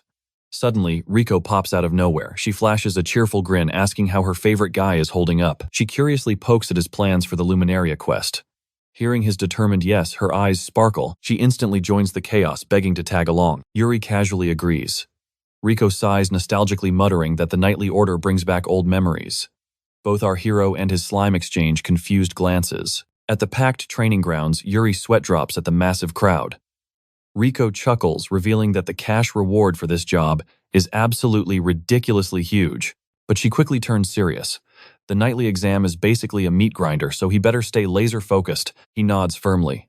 Suddenly, a blonde whirlwind tackles Riko into a giant hug, squealing loudly. Mystery Girl completely fangirls, declaring Riko looks drop-dead gorgeous. She squeezes the life out of the fiercely blushing and panicked redhead. Yuri just blinks at the bizarre scene. Riko gasps for air, introducing the clinger as Clarice Apricot, an old squad mate from her glorious night days. Wait, what? Yuri tilts his head in utter confusion. Riko shyly confesses that before adventuring, she literally served as a holy knight. The puzzle pieces snap together, but Clarice glares daggers, demanding to know who this random scrub is. Riko steps in, introducing Yuri as her super reliable partner who saved her life. The blonde aggressively pouts. She claims she isn't jealous, but scoffs that some scrawny weakling absolutely cannot stand beside her precious idol. Clarice scoffs. He must be secretly overpowered. She arrogantly demands his official rank. Yuri deadpans that he is literally rank F. Clarice completely loses her mind. She shrieks at his audacity while Riko frantically waves her hands defending his honor. Clarice violently shakes her head. She accuses him of brainwashing her hero, stubbornly refusing to acknowledge his so-called strength. Sweating nervously, the redhead apologizes. She awkwardly admits her junior always jumps to crazy conclusions. Our hero just shrugs. He proudly owns his rank F status, completely unbothered by her tantrum. The tension shatters. An armored knight steps up, booming over the crowd to thank them. This towering beast introduces himself as Brian. He is the knight captain and their ultimate judge. Brian drops the hammer. They are plunging into a brutal 2-day survival hellscape. Only the elite survivors will earn a ticket to the ultra-secret operation. He barks out orders to follow their assigned proctors straight into the deadly eastern forest. May the heavens have mercy on their souls. Yuri smirks. So this is the legendary meat grinder test. To secure that Luminaria pass, failure is not an option. Curious about his proctor, Claris steps up with an evil grin, instantly declaring him disqualified. Deep inside the shadowy woods, the blonde burns holes into his back. The tension is suffocating. He finally snaps. Why is she glaring like he owes money? He scoffs at his utterly stupid questions, spitting out rank F like poison. She smirks, revealing this exam strictly evaluates the terrible attitudes of lazy adventurers. She fiercely points. Rico is absolutely flawless, but Yuri is a total parasite breathing here, purely out of pity. One wrong move means instant failure. Yuri grins, ready to prove his worth. Right on cue, a vicious pack of silver wolves ambushes them. Claris cruelly laughs, calling them ultimate rookie killers. Unfazed, our hero smoothly draws his blade. Looks like it is time for another epic display of badassery. But Rico fiercely steps up, demanding the vanguard. She blasts forward her dazzling sword, instantly devastating the monstrous pack. Claris cheers like a massive fangirl. She turns around to mock the deadweight, only to freeze. 3 wolves already lay absolutely shredded at Yuri's feet. Rico gives him a proud thumbs up, witnessing his ridiculously fast single-strike execution. Totally speechless. Claris reluctantly admits he packs serious power. His blade work is completely reckless, but the redhead defends him. True sword mastery means surviving the clash, no matter how ugly. Yuri smirks. This survival exam is just starting. He leads Claris straight toward the rushing river. Claris glares, declaring a true survivor must hunt their own meals out in the wild. Bam! She snipes a leaping fish straight out of the water. The blonde challenges Yuri to replicate her flashy stunt. She turns it into a wager. Beat her hunting score, and she might finally respect his power. Rico warns him against it. Claris possesses elite magical control. The blonde unleashes a rapid-fire barrage into the current, proving her dominance. Yuri watches in awe. Her accuracy is absolutely monstrous. Playing fair means guaranteed defeat. Just as he panics, the system chimes. He just unlocked an advanced non-elemental magic skill. Claris immediately bursts into smug, mocking laughter. She calls him hopelessly weak. But Yuri just grins, activating a bizarre spell while asking why anyone would catch fish individually. Swoosh! A magical vortex literally vacuums up the river. Both knights stand there completely paralyzed by shock. The main character casually opens a void portal, dumping a literal mountain of fresh seafood at their feet. He nonchalantly asks if this is enough. Claris is frozen. Rico asks if she finally respects him, getting an angry denial. Later on, Claris explains the ultimate survival test, surviving the terrifying darkness of night. Bloodthirsty beasts awaken after sunset. She lectures that he must fight through extreme exhaustion while completely blind. She harshly jokes that since he always looks tired, he should just sleep and become beast chow. The main character agrees that guard duty sucks. So he snaps his fingers, summoning a whole squad of loyal kobolds. He casually assigns them night watch shifts. Claris completely loses her mind, screaming at him to take this exam seriously. Yuri awkwardly wonders if he flexed a little too hard. Meanwhile, the blonde stomps over to the roaring campfire. He angrily declares his summons are pure cheating. Rico chuckles, noting that Claris acts tough but is secretly a giant softie. The main character turns his gaze to Rico, curiously asking what drove her to join the legendary knights. Rico gives a soft smile, admitting she had no epic destiny. Noble family boasted generations of heroes. Picking up a sword was simply her natural birthright. So why abandon that prestige to become a lowly adventurer? Rico stiffens, forcing a yawn, and abruptly escapes into her sleeping bag. Yuri instantly spots her painful hesitation. A shadow of loneliness hung over her. He slowly glances back at the pouting Claris. He gently reminds Claris that his beasts have guard duty covered. She stubbornly refuses, proudly claiming her role as the exam supervisor. Plus, she scoffs, refusing to trust her life to his bizarre shadow magic. Yuri sighs. Melting this tsundere's icy shell is going to take a miracle. He sits across from her, asking about her history with Rico. The blonde knight instantly tenses up defensively. Yuri softly explains that Rico spoke fondly of her. He genuinely wants to understand their bond within the knightly order. Hearing Rico's praise warms her heart. She caves, deciding it is the perfect time to brag about her precious mentor. With Rico safely asleep, Claris begins weaving a legendary tale, a flashback to their turbulent days in the academy. As a helpless child, a terrifying monster ambush ripped her parents away right in front of her trembling eyes. The blood-soaked beast turned its deadly fangs toward her, ready to end her life. But then, shining like divine saviors, the Luminaria Knights arrived. They obliterated the beast, inspiring her lifelong dream of becoming a protector. Relegated to a dusty orphanage, young Clara swung her wooden sword every single day with burning determination. She miraculously entered the elite knight academy, but her grand fantasy instantly shattered into pieces. Reality was violently cruel. The academy was completely dominated by arrogant nobles from filthy rich bloodlines. The commoners who barely survived the exams were brutally mocked as the academy's trash tier. As an orphan without a noble crest, Claris was an easy, pathetic target for the elite snobs. Just as the bullying reached its peak, Rico crashed into her life like a blazing meteor. A rich punk demanded her name. Rico demanded he beg for mercy. She introduced herself as Rico Grands, sworn to crush bullies and protect the weak. Since that fateful encounter, Claris swore absolute loyalty to her badass older sister. Rico is the ultimate knight, Yuri nods, finally realizing why the redhead had been secretly protecting him this whole time. It all made sense now. Claris glares, warning that shady scammers like Yuri exploit that kindness. Yuri frantically denies being a bad guy. The blonde knight scoffs. Raw power means nothing if he just swings his sword around like a wild brute. In her eyes, clumsy swordplay was a total disgrace to the Grand Order of Knights. Yuri scratches his head. Rico had lectured him about proper forms before, so he knew the theory. But actually pulling it off in battle, that was a whole different headache. Suddenly, 3 shady thugs block their path. The leader smirks, mocking the little knight. Eris glares at them. The bitter rejects claim they are here to expose the blind arrogance of the knightly order. He spits out that they are just arrogant government lapdogs ripe for a painful lesson. Conjuring a freezing ice blade, Clara sighs at this pathetic display of fragile ego. She dares the fool, wondering where he found the sheer nerve to challenge a knight. But the grinning thug shakes his head. Whoever said anything about a fair sword fight? A venomous serpent instantly sinks its fangs into her. She slays the beast, but the paralyzing poison takes effect. Checkmate. Claris curses the absolute coward. Laughing off her insults, he vows to crush her lofty pride, instantly summoning a roaring colossal cyclops. Panic strikes her. A beast tamer controlling rank B, monsters. This was disastrous. Yuri casually steps up, unleashing his trusty kobolds. When the thug complains, our hero offers to thoroughly smash him instead. The stubborn blonde desperately tries to wave him off, claiming this was her personal battle. Arrogant tamer tells the main character to back off. He brags that elite snobs like her always beg for mercy, boasting about his absolute control over untamable beasts. The massive cyclops swings a lethal blow at Yuri, but our hero stands completely still. He stops the giant club with his bare hands, calmly scanning the monster's aura. Yuri notices the twisted magical curse binding the creature. This massive giant was actually suffering in silent agony. The snap of his fingers, he shatters the controlling spell, granting the beast absolute freedom. The cyclops snaps out of its trance. Furious, it glares menacingly at its former abusers. Sweet karma, the monster violently chases the screaming thugs away. Watching this nostalgia hits Claris hard. It reminded her of Rico's warm protection. Yuri gently asks if she is safe, making her heart skip a beat. Trying to act tough, she stumbles. The deadly venom was already ravaging her frail body. Yuri immediately deploys his trusty slime companion, ordering the little guy to completely extract the lethal toxins. Checking on her condition, she blushes. The miraculous healing left her feeling totally invincible. Yuri smiles in relief.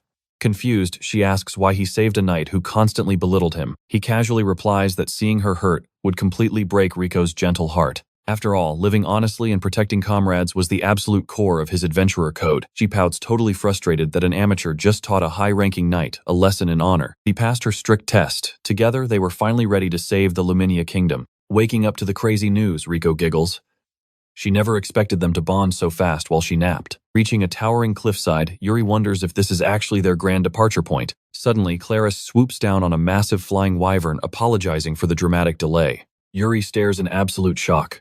Since Luminia lies across the vast eastern sea, this winged beast is their only fast ticket. The lively trio hops onto the majestic creature, soaring directly toward their new destiny. High above the clouds, Rico gazes at the breathtaking scenery, completely mesmerized by the endless horizon. But Yuri whines about the sluggish speed. An annoyed Claris snaps back that this mount is strictly a two-seater. She sarcastically tells him to jump out and swim if he hates it so much. So the absolute madman actually jumps off. The girls scream in terror, but a massive shadow eclipses the sky. A terrifying rank B, dark dragon, ambushes them.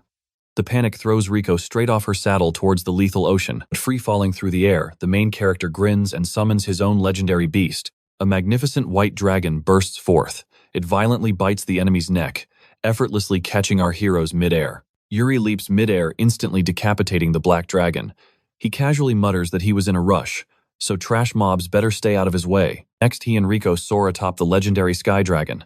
Once again, Yuri's absurd taming skills leave her completely speechless. Claris is sweating drops. Even veteran commander knights can barely handle sky dragons.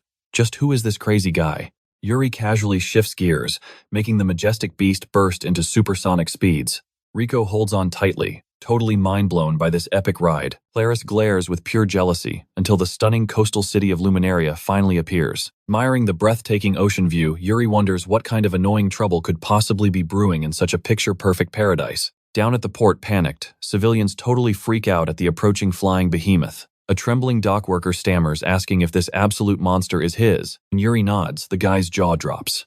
A real sky dragon is a total myth. The worker panics because their stables are way too tiny. Yuri just smirks gently, thanking his epic pet before casually unsummoning it into thin air. The crowd goes wild. An annoyed Claris drags him away, hissing that their top-secret mission means strictly 0 flashy spotlight moments. She lectures him about Luminaria's flawless waterway architecture. The seamless ocean blend earned it the legendary title, the City of Water. While she rambles on about local history, Yuri gets completely distracted by something nearby. Staring blankly at a very familiar statue, Rico pauses to ask what is wrong. Rico notes his gaze and explains. That is Lady Aqua, the legendary water priestess who founded Luminaria. She is the ultimate symbol of this city. The gears turn in Yuri's head. That face perfectly matched the mysterious dream girl. 10 kilometers east at Lake Elise, a sinister dome of cursed dark energy pulsates. Creepy horned demon smirks, demanding his captive finally spill all her juicy secrets. Aqua plays totally clueless. But the demon chuckles, knowing she secretly used a magical distress signal. Playing the fool will not work here. Sariel violently grabs her chin. He laughs, mocking that absolutely no hero is coming to save her. Suddenly, a panicked lackey interrupts. He warns Lord Sariel that a mysterious monster just instantly annihilated one of their patrolling black dragons. Hope sparks in Aqua's eyes, knowing Yuri has arrived. Sariel clicks his tongue instantly, realizing who ruined his perfect plan. Sariel coldly thanks his minion for the update. Then he ruthlessly vaporizes the poor guy into raw, swirling black energy. Horrified Aqua screams at his cruelty. Sariel just grins, calling his own allies nothing but cheap fuel for his overwhelming dark magic. Ominous, suffocating dark energy violently coats his entire hand. He blasts it into Aqua, forcing out an agonizing, heart-wrenching scream. As she faints, Sariel arrogantly swears to obliterate any interfering hero. He chillingly drops a massive flex. He is ranked number 4. Back in town, Claris presents their destination, the grand headquarters of the Luminaria Knights, proudly known as the Silver Shield. Giving the grand tour, she brags that their elite order honors the Silver Guardians, acting as an unbreakable shield for the citizens. Yuri admits this place easily outshines the Dusty Adventurer Guild. Claris immediately bows respectfully, thanking Lord Marius for his extreme patience. An epic, bearded senior mage warmly welcomes the brave squad to his domain. The old man smiles warmly at Rico, noting how long it has been and expressing absolute joy at her safe return. He also highly praises Claris for her outstanding performance. While they respectfully bow, our clueless main character openly doubts if this grandpa is actually strong. The girls instantly lose their minds. Claris panics, screaming that he is a legendary court mage. She desperately begs for forgiveness, but Marius simply laughs off the disrespect. Scanning our boy Marius, detects an overwhelmingly flexible, rock-solid, and completely unwavering magical aura. Despite his youth, this kid's dual mastery is absolutely terrifying. The old man feels like he is facing a mythical magic sword hybrid legend. Intrigued the wise, Lord formally asks for his name. Our humble, overpowered hero smoothly introduces himself. Marius chuckles.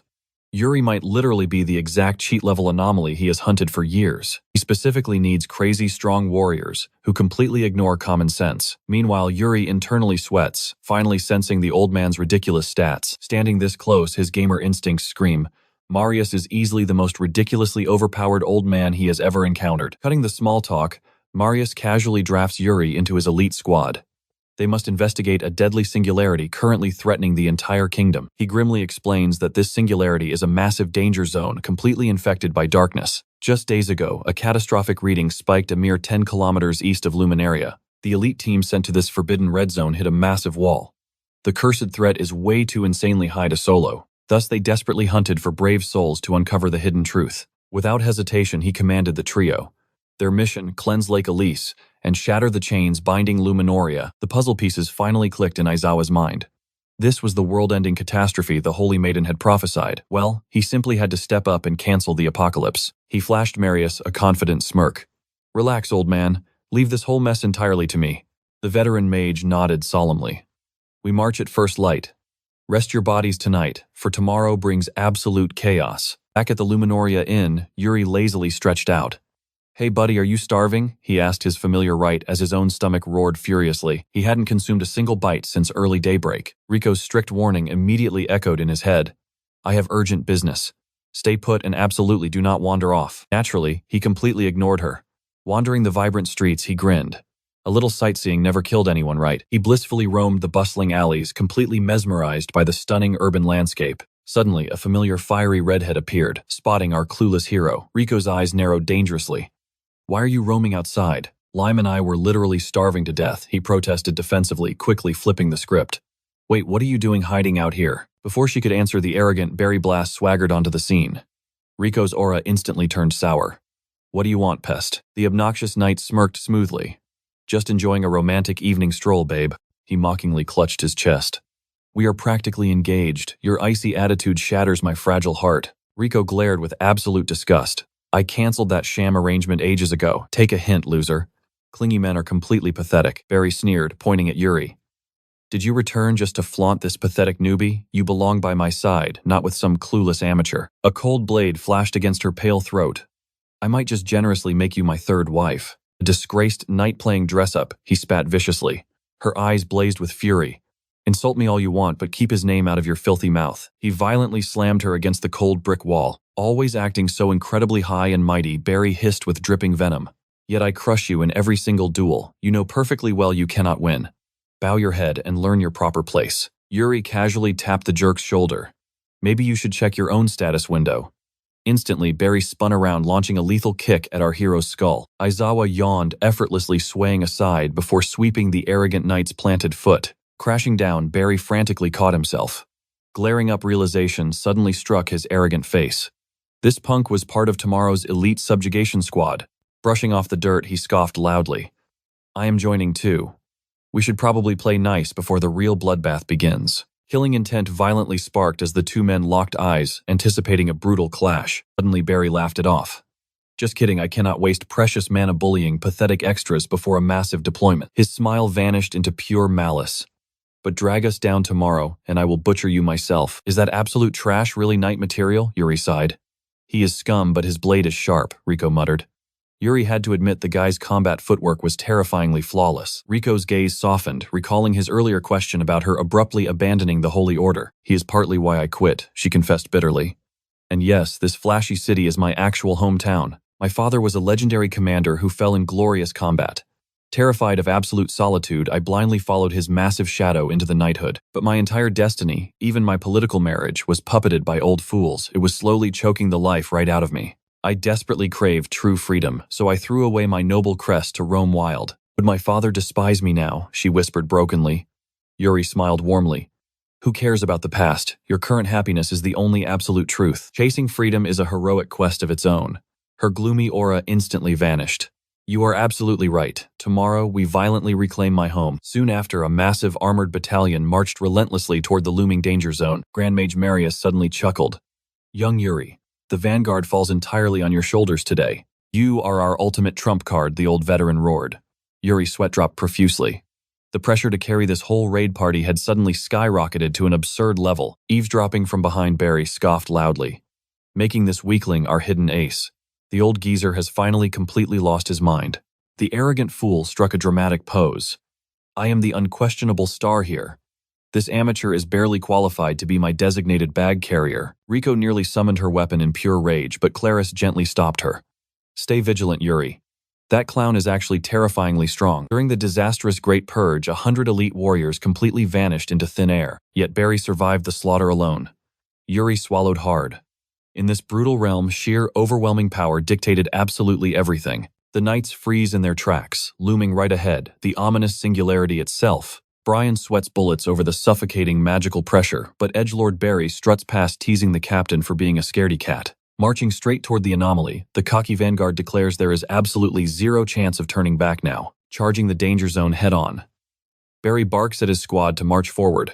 Brian complains Barry is just high on his own survival juice, but Marius admits the idiot's reckless confidence is actually boosting team morale. Rico nudges Yuri to get moving. Stepping inside the singularity, they are greeted by a massive, swirling purple void that screams bad news. The redhead shivers at the creepy vibes, while Yuri notes this wasteland used to be lush before turning into a barren nightmare. Suddenly, shadowy goblins ambush the squad. The knights panic as these ridiculously overpowered creeps start tearing through their ranks. 3 ugly mobs rush Azawa, but he instantly dices them into goblin sashimi with 0 effort. Not to be outdone, Old Man Marius summons a massive blazing fire tornado. He roasts the monsters to a crisp, yelling at the rookies to mop up the leftovers. Barry instantly gets petty and jealous, snapping at the old mage for stealing his spotlight.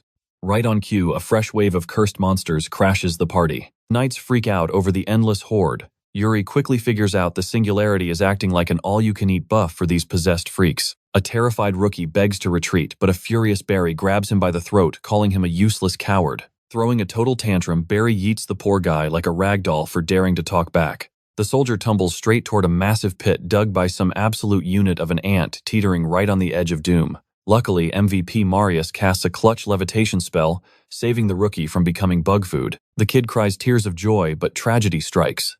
The old man turns just as Barry violently shoves him into the abyss. The falling mage screams in absolute disbelief. The entire squad freezes completely horrified by this insane betrayal. Poor Marius plummets straight into the gaping jaws of the colossal monster ant. Smiling like a total psychopath, Barry waves goodbye, declaring the old man obsolete before the mage gets tragically chomped. Cackling like a third-rate villain, Barry mocks the elite court mage for being a squishy midnight snack. Claris furiously unloads magic arrows at the traitor, demanding if he lost his marbles.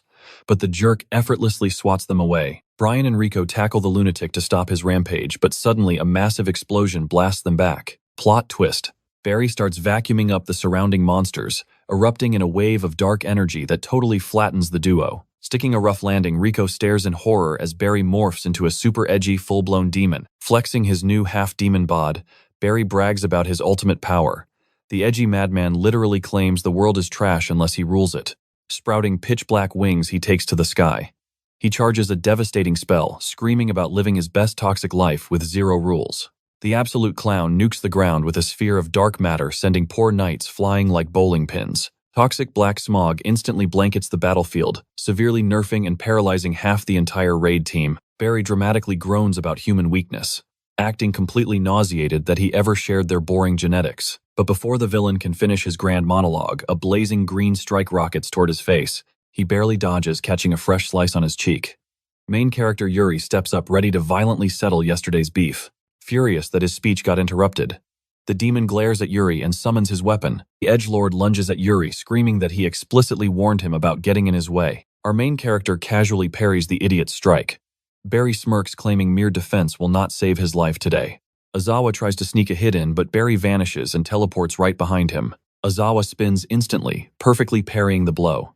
Steel screams against steel, triggering a massive shockwave that violently blows them both backward. Yuri demands why a skilled guy like Barry would backstab the guild. The traitor scoffs, calling the knights garbage while flexing his bloated ego. Barry vents his villain origin story. He literally slaughtered 100 comrades just to survive, yet nobody gave him a gold star. He declares that absolute power is his only goal, letting him snatch whatever he desires. And that is exactly why he joined the Sinister Numbers faction, proudly holding rank 86. The fool rants that this evil title belongs only to the chosen. In his twisted mind, supreme power is the only truth. The demon tries the classic "we are the same" speech, but Yuri brutally shuts him down, stating Barry has no clue what true freedom means. Yuri scoffs, thinking raw power gives you a free pass to be a jerk. Total illusion. Trampling others isn't true freedom, buddy. Real freedom, that is doing your own thing without stepping on toes. In a flash, he teleports right in Barry's face, weapons drawn. Now this is the freedom I like, Yuri smirks. Suddenly, a blazing blue aura erupts, launching the demonic jerk sky high. Barry sneers. Sure, you hit hard, but can your tiny legs reach me all the way up here? Joke's on him, Yuri is already surfing the literal wind. Before Barry can blink, our main character plunges his blade into his chest, slamming him back to earth. Completely crushed, Barry groans in utter agony. Instantly, the mind control spell shatters. The knights wake up and Rico mentally cries tears of joy, thanking Yuri for beating that weirdo. Yuri wipes his hands. That idiot is taking a long nap. He figured the boss fight was finally over. But nope, Barry's defeated body randomly starts swelling like a balloon. The terrified loser screams his lungs out, begging his mysterious boss for mercy. But a demonic voice simply says, "Shut up." Boom, the dude literally explodes into bloody fireworks. Sariel manifests from the gross bloody mist. He casually mentions that the idiot should feel honored to be recycled into dark mana. The creepy white-haired dude flashes a knowing smirk, casually greeting Yuri like an old friend. Massive red flags instantly go up. Serial unleashes a suffocating wave of pitch-black mana. The sheer crushing pressure makes everyone else instantly pass out from the terrifying aura. The demon smirks. Hello, Yuri. Wait, no. I mean number 0. Yuri sweats nervously. Not only is this guy's magic monstrous, but he knows his secret past. Yuri grips his sword tightly. Who the heck are you? Pardon my manners, the demon chuckles. I am number 4, Serial. He casually drops a bombshell. He knows Yuri has been secretly exchanging telepathic messages. Our boy plays dumb, but number 4 just laughs, saying the act is pointless. With a snap, his sinister purple magic dissolves. The oppressive aura clears, revealing the dried-up lake bed. Out of nowhere, a massive stone altar emerges, with a heavily chained girl trapped right in the center. Her tired eyes widen, instantly recognizing him. The main character's jaw totally drops. Holy crap. She is the exact same mysterious girl invading his nightly dreams. There is this crazy, soul-deep feeling that they are connected, but his amnesia is totally blocking the details. She desperately tries to reveal her name, but Serial cruelly zaps her with dark magic, making her scream in agonizing pain. You are too late to save little Aqua, the demon gloats. But Yuri isn't having any of that villain monologue. He fiercely charges forward, blade swinging. He swings to shatter Aqua's bindings, but a bizarre, sticky dark spell violently blocks his path. Serial laughs arrogantly. That is my trademark black curse. Once captured, it is literally game over. Yuri desperately spams his curse reversal skills, but the gooey darkness won't budge. Completely paralyzed, he glares as Serial mocks him. The legendary Yuri of the past would have swatted this basic spell easily. Honestly, it is just embarrassing seeing you this weak and pathetic, the demon scoffs. Talk about a total letdown.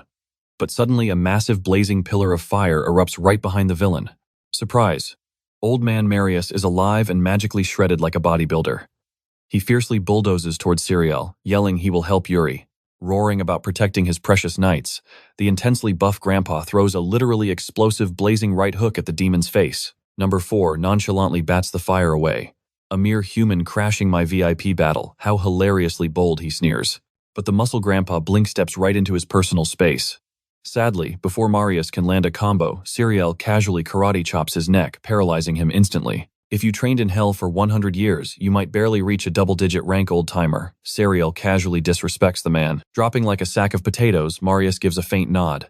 I leave the cleanup to you, kid, but that heroic distraction was exactly what Yuri needed. He finally snaps the cursed chains with his spell reversal. Number 4, slow claps.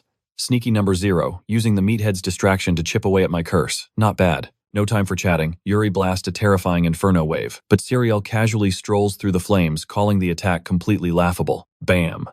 The demon backhands our hero, sending him flying like a rag doll. Before Yuri can even taste the dirt, Serial dive bombs with his razor-sharp wings. Stop embarrassing yourself and fight seriously, Serial yells.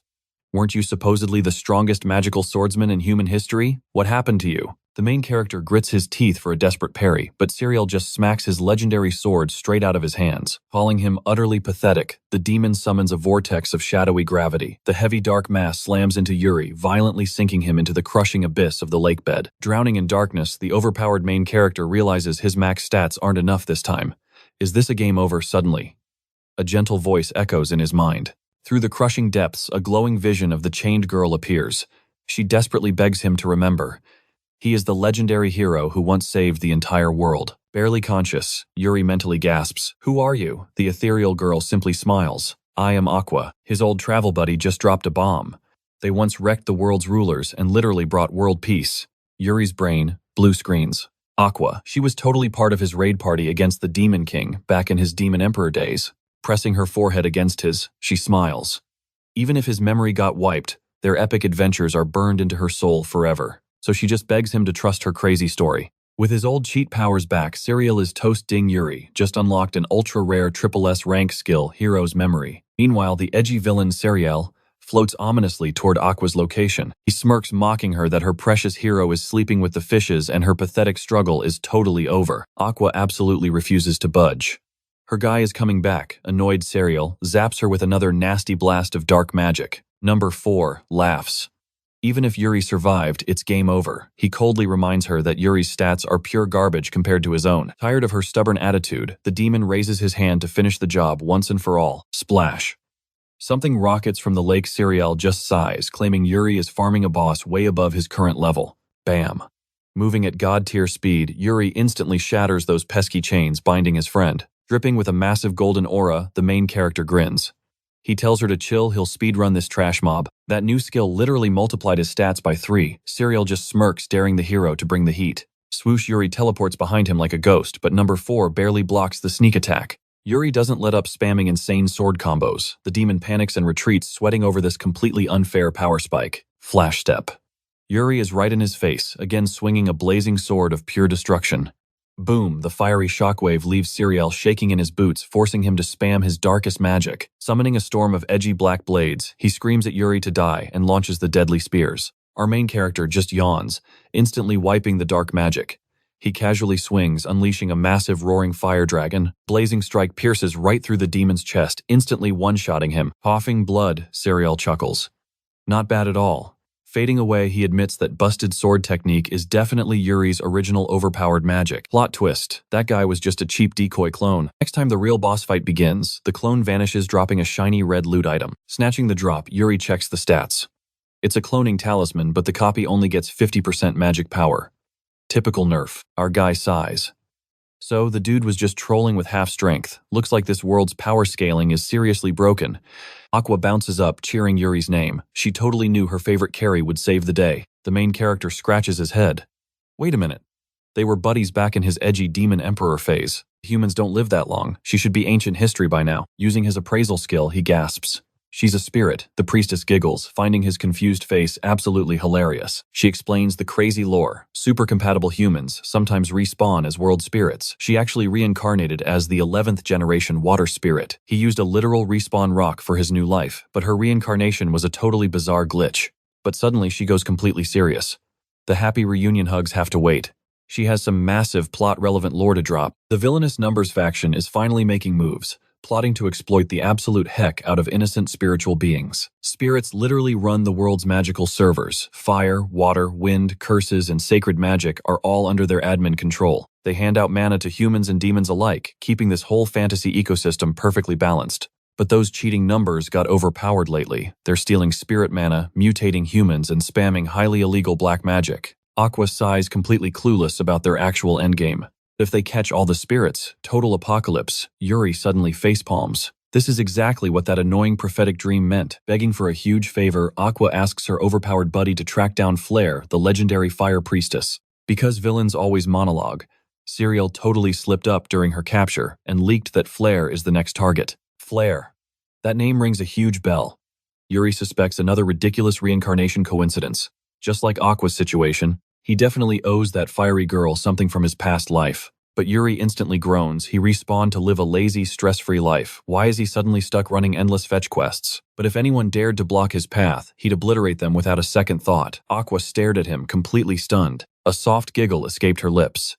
Yuri had truly changed. The man who once bled for others was finally living for his own selfish desires. Memories flashed through Yuri's mind.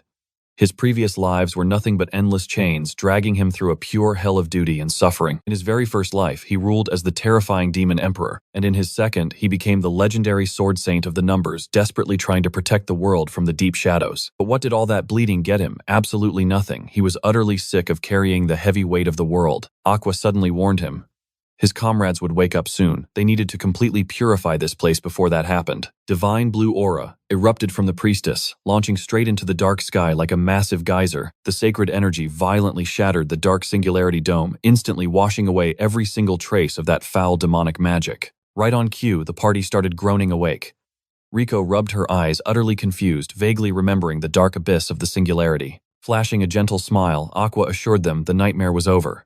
She gracefully introduced herself as the legendary water priestess. Riko and Claris absolutely lost their minds. Why was a legendary priestess here? Claris asked if she saved them, but Aqua humbly shook her head. Pointing at the main character, casually carrying Marius like a sack of potatoes, she revealed Yuri was the real hero. Brian sprinted over in pure panic, checking on Marius's condition.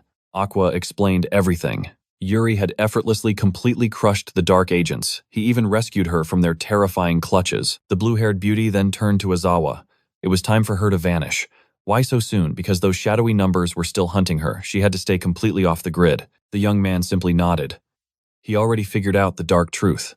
The Numbers were definitely plotting to steal the absolute power of the 5 great spirits. But right before vanishing, the priestess shyly asked for one final tiny favor. She asked the dense hero to turn his head and close his eyes. Clueless as ever, he actually obeyed. Chew. She planted a kiss right on his cheek. Rico and Claris froze in shock. Aqua giggled mischievously.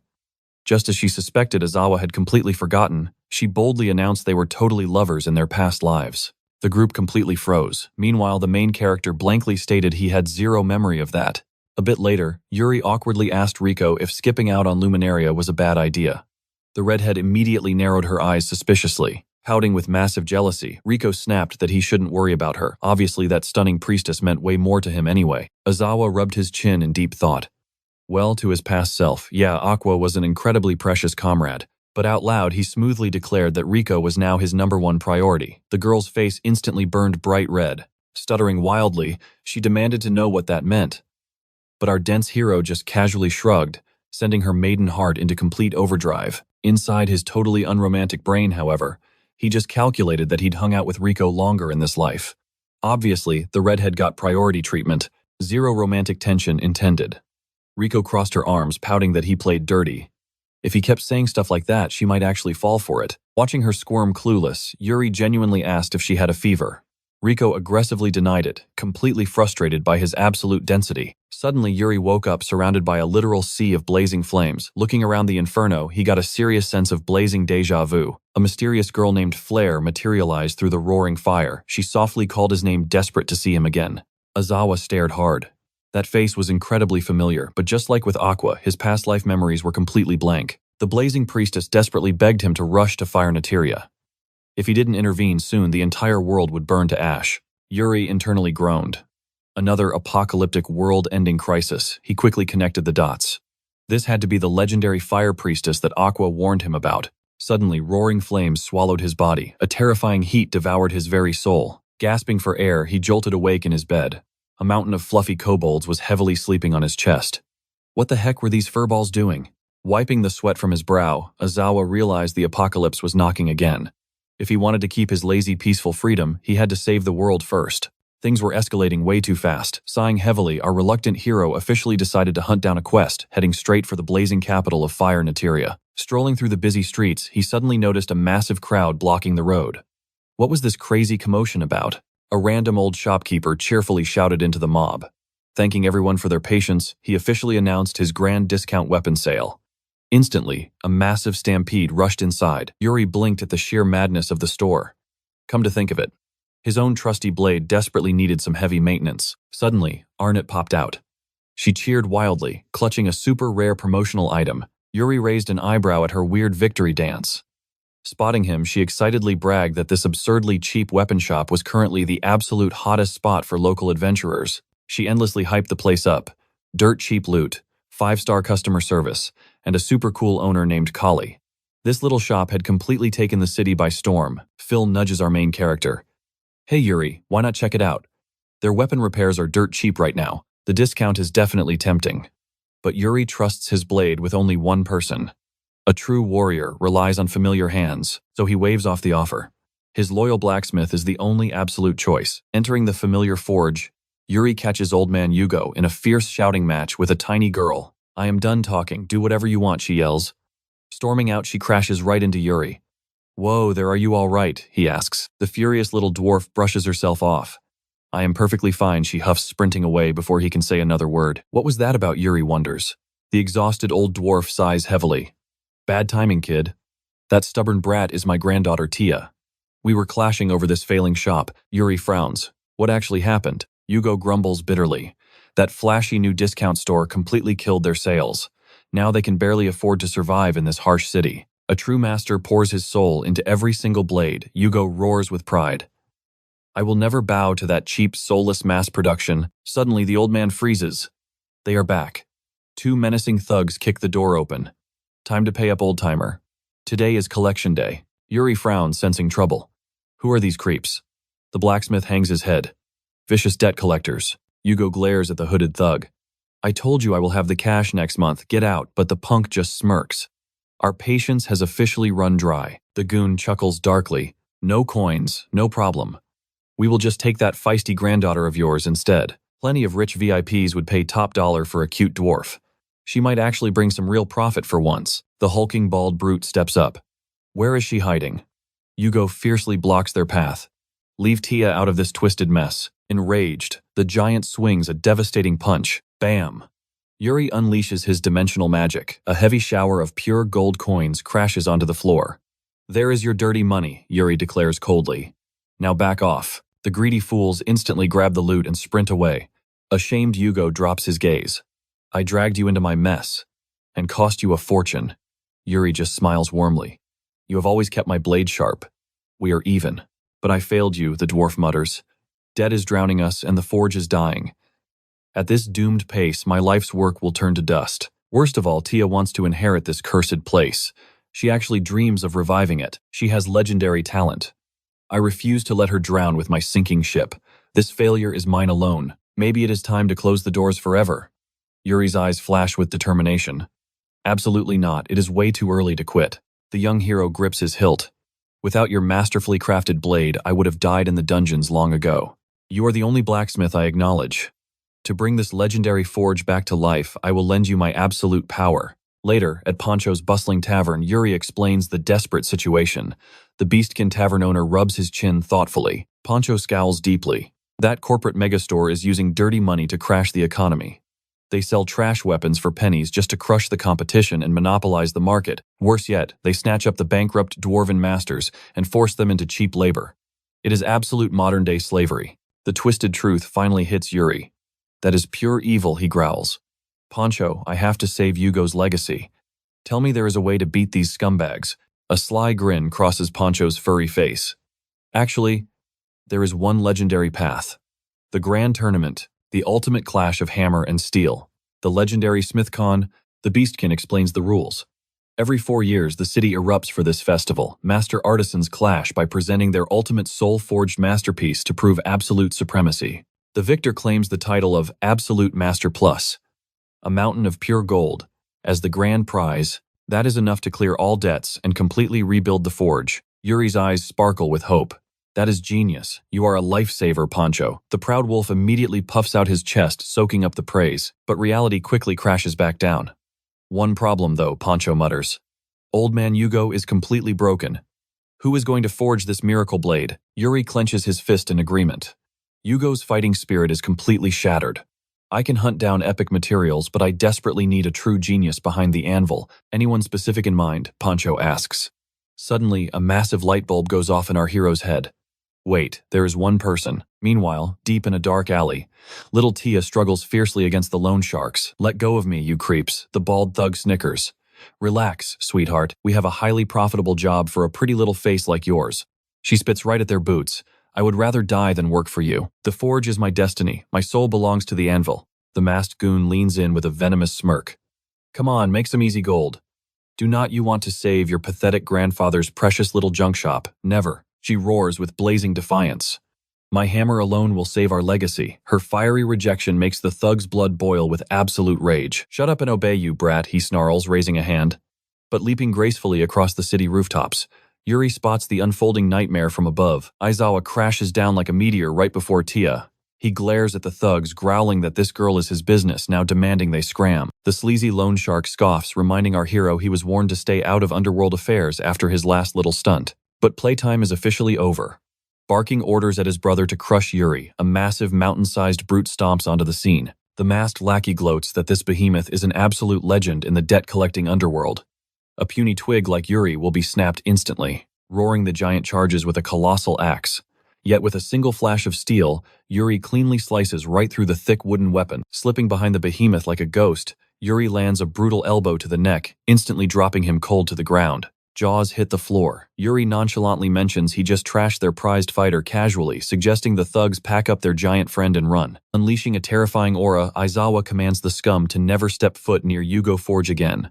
Terrified, the goons drag their massive buddy away. Our main character turns to Tia, guessing she is the legendary granddaughter of Yugo. Brushing off the dust, she warmly thanks her savior, completely unharmed. Aizawa cuts to the chase. He desperately needed a word, with her having searched for the young blacksmith for what felt like an eternity. Eyes-sparkling Tia reveals she was actually hunting for a powerhouse, just like Yuri. She boldly asks if he would team up for the legendary SmithCon.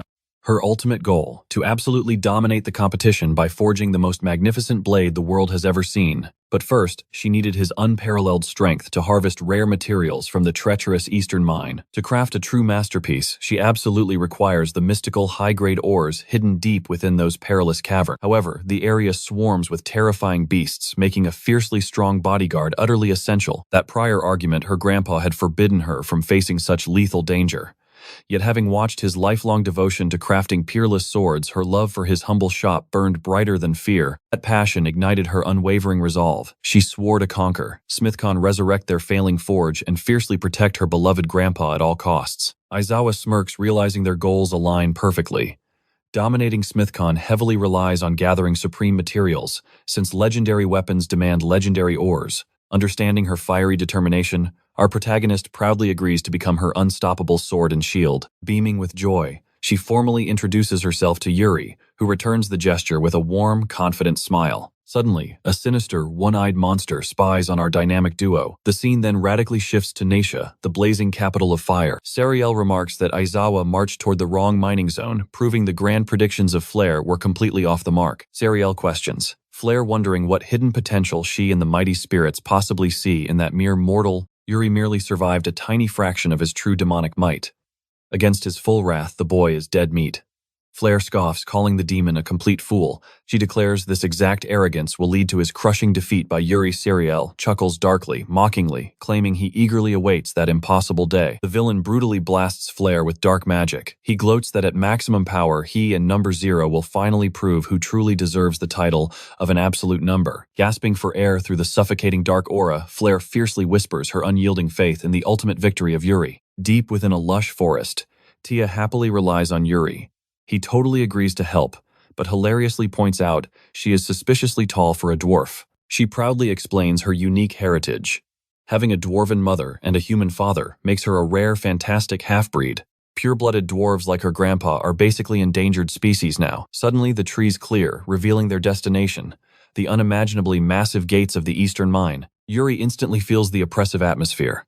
Unlike the freezing northern mines he explored with Rico, the suffocating air here pulsed with an ominous heavy heat. Tia warns Yuri to stay hyper-vigilant, stressing that only elite, high-ranking adventurers are legally permitted inside this deadly zone. Hearing this strict rule, our hero awkwardly scratches his head, confessing he definitely does not hold a high rank. The dwarf playfully scolds his modesty. She boasts that dwarven eyes never lie about raw talent, and she instantly recognized his monstrous potential just yesterday. Confidently, she declares Aizawa must be at least rank A. But he awkwardly flashes his license, dropping the hilarious truth he is merely rank F. Entering the dark cavern, she is completely baffled, knowing his insane combat skills defy a measly F rank. Yuri calmly explains he flat-out rejected a rank B promotion for pure freedom. Brushing it off, Tia insists they tread with extreme caution into the terrifying unknown. Suddenly, the sharp instincts of Yuri detect something hidden in the shadows. He casually hops into an abandoned mining cart, prompting an anxious Tia to loudly beg the boy for caution. Frantically yanking his arm, she warns it might be a deadly trap, but in her sheer panic, her foot accidentally smashes the cart activation switch. The runaway cart violently rockets forward, hilariously, dragging the screaming girl holding tightly onto the arm of Yuri. The chaotic duo wildly accelerates through the pitch-black cavern. Tia screams in pure panic, desperately clinging to the runaway cart, so she does not fly off into the abyss. Yuri laughs, casually noting, "This breakneck speed will rocket them to the lower depths instantly. A perfect adventure launch." Tia shrieks back that this is literally the worst start ever. Boom. A massive creature forged entirely from solid rock crashes onto the tracks, completely blocking the path of the runaway cart. Spotting the imposing stone, Golem Tia yells that she predicted this trap. She fiercely orders Yuri to stay back confidently, declaring she will obliterate this monster alone. Yuri questions her reckless decision since his actual job is protection, but the fiery girl smirks, boldly replying, she is absolutely certain. Tia winks, insisting the main character save his energy for the cave boss. After all, wiping out fodder like this is child's play for her. Her hammer's rocket boosters ignite. She launches upward, smashing the stone golem into absolute dust. To finally earn her stubborn grandfather's respect, she absolutely has to prove her crushing power. Landing gracefully before Yuri, he's totally amazed. Her explosive hammer perfectly compensates for her size. What an insanely genius combat style. Incoming hostiles, Tia casually demolishes the next wave, scoffing that their dropped ores are basically worthless trash anyway. Yuri realizes this powerhouse girl totally has things under control. Intervening now would just ruin her spotlight. Suddenly a massive shadow looms. Tia gulps at the towering rank B golem, totally blocking their path. The giant titan throws a devastating punch. Tia freezes, but Yuri instantly sweeps her into a heroic rescue.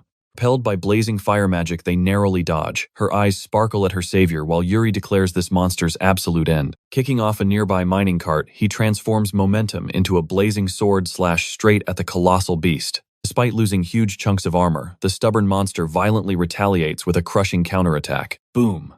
The dust clears, revealing Yuri effortlessly blocking the colossal strike barehanded, tapping into his overpowered hero memories. Channeling insane physical enhancements, he literally tosses the giant beast aside like a ragdoll, stacking unbelievable strength buffs. Launching the monster skyward, Yuri leaps directly after it to deliver the absolute final blow. One single devastating punch entirely pierces the core. The mighty golem violently detonates into falling gravel. Witnessing this epic overkill, Tia beams with pride.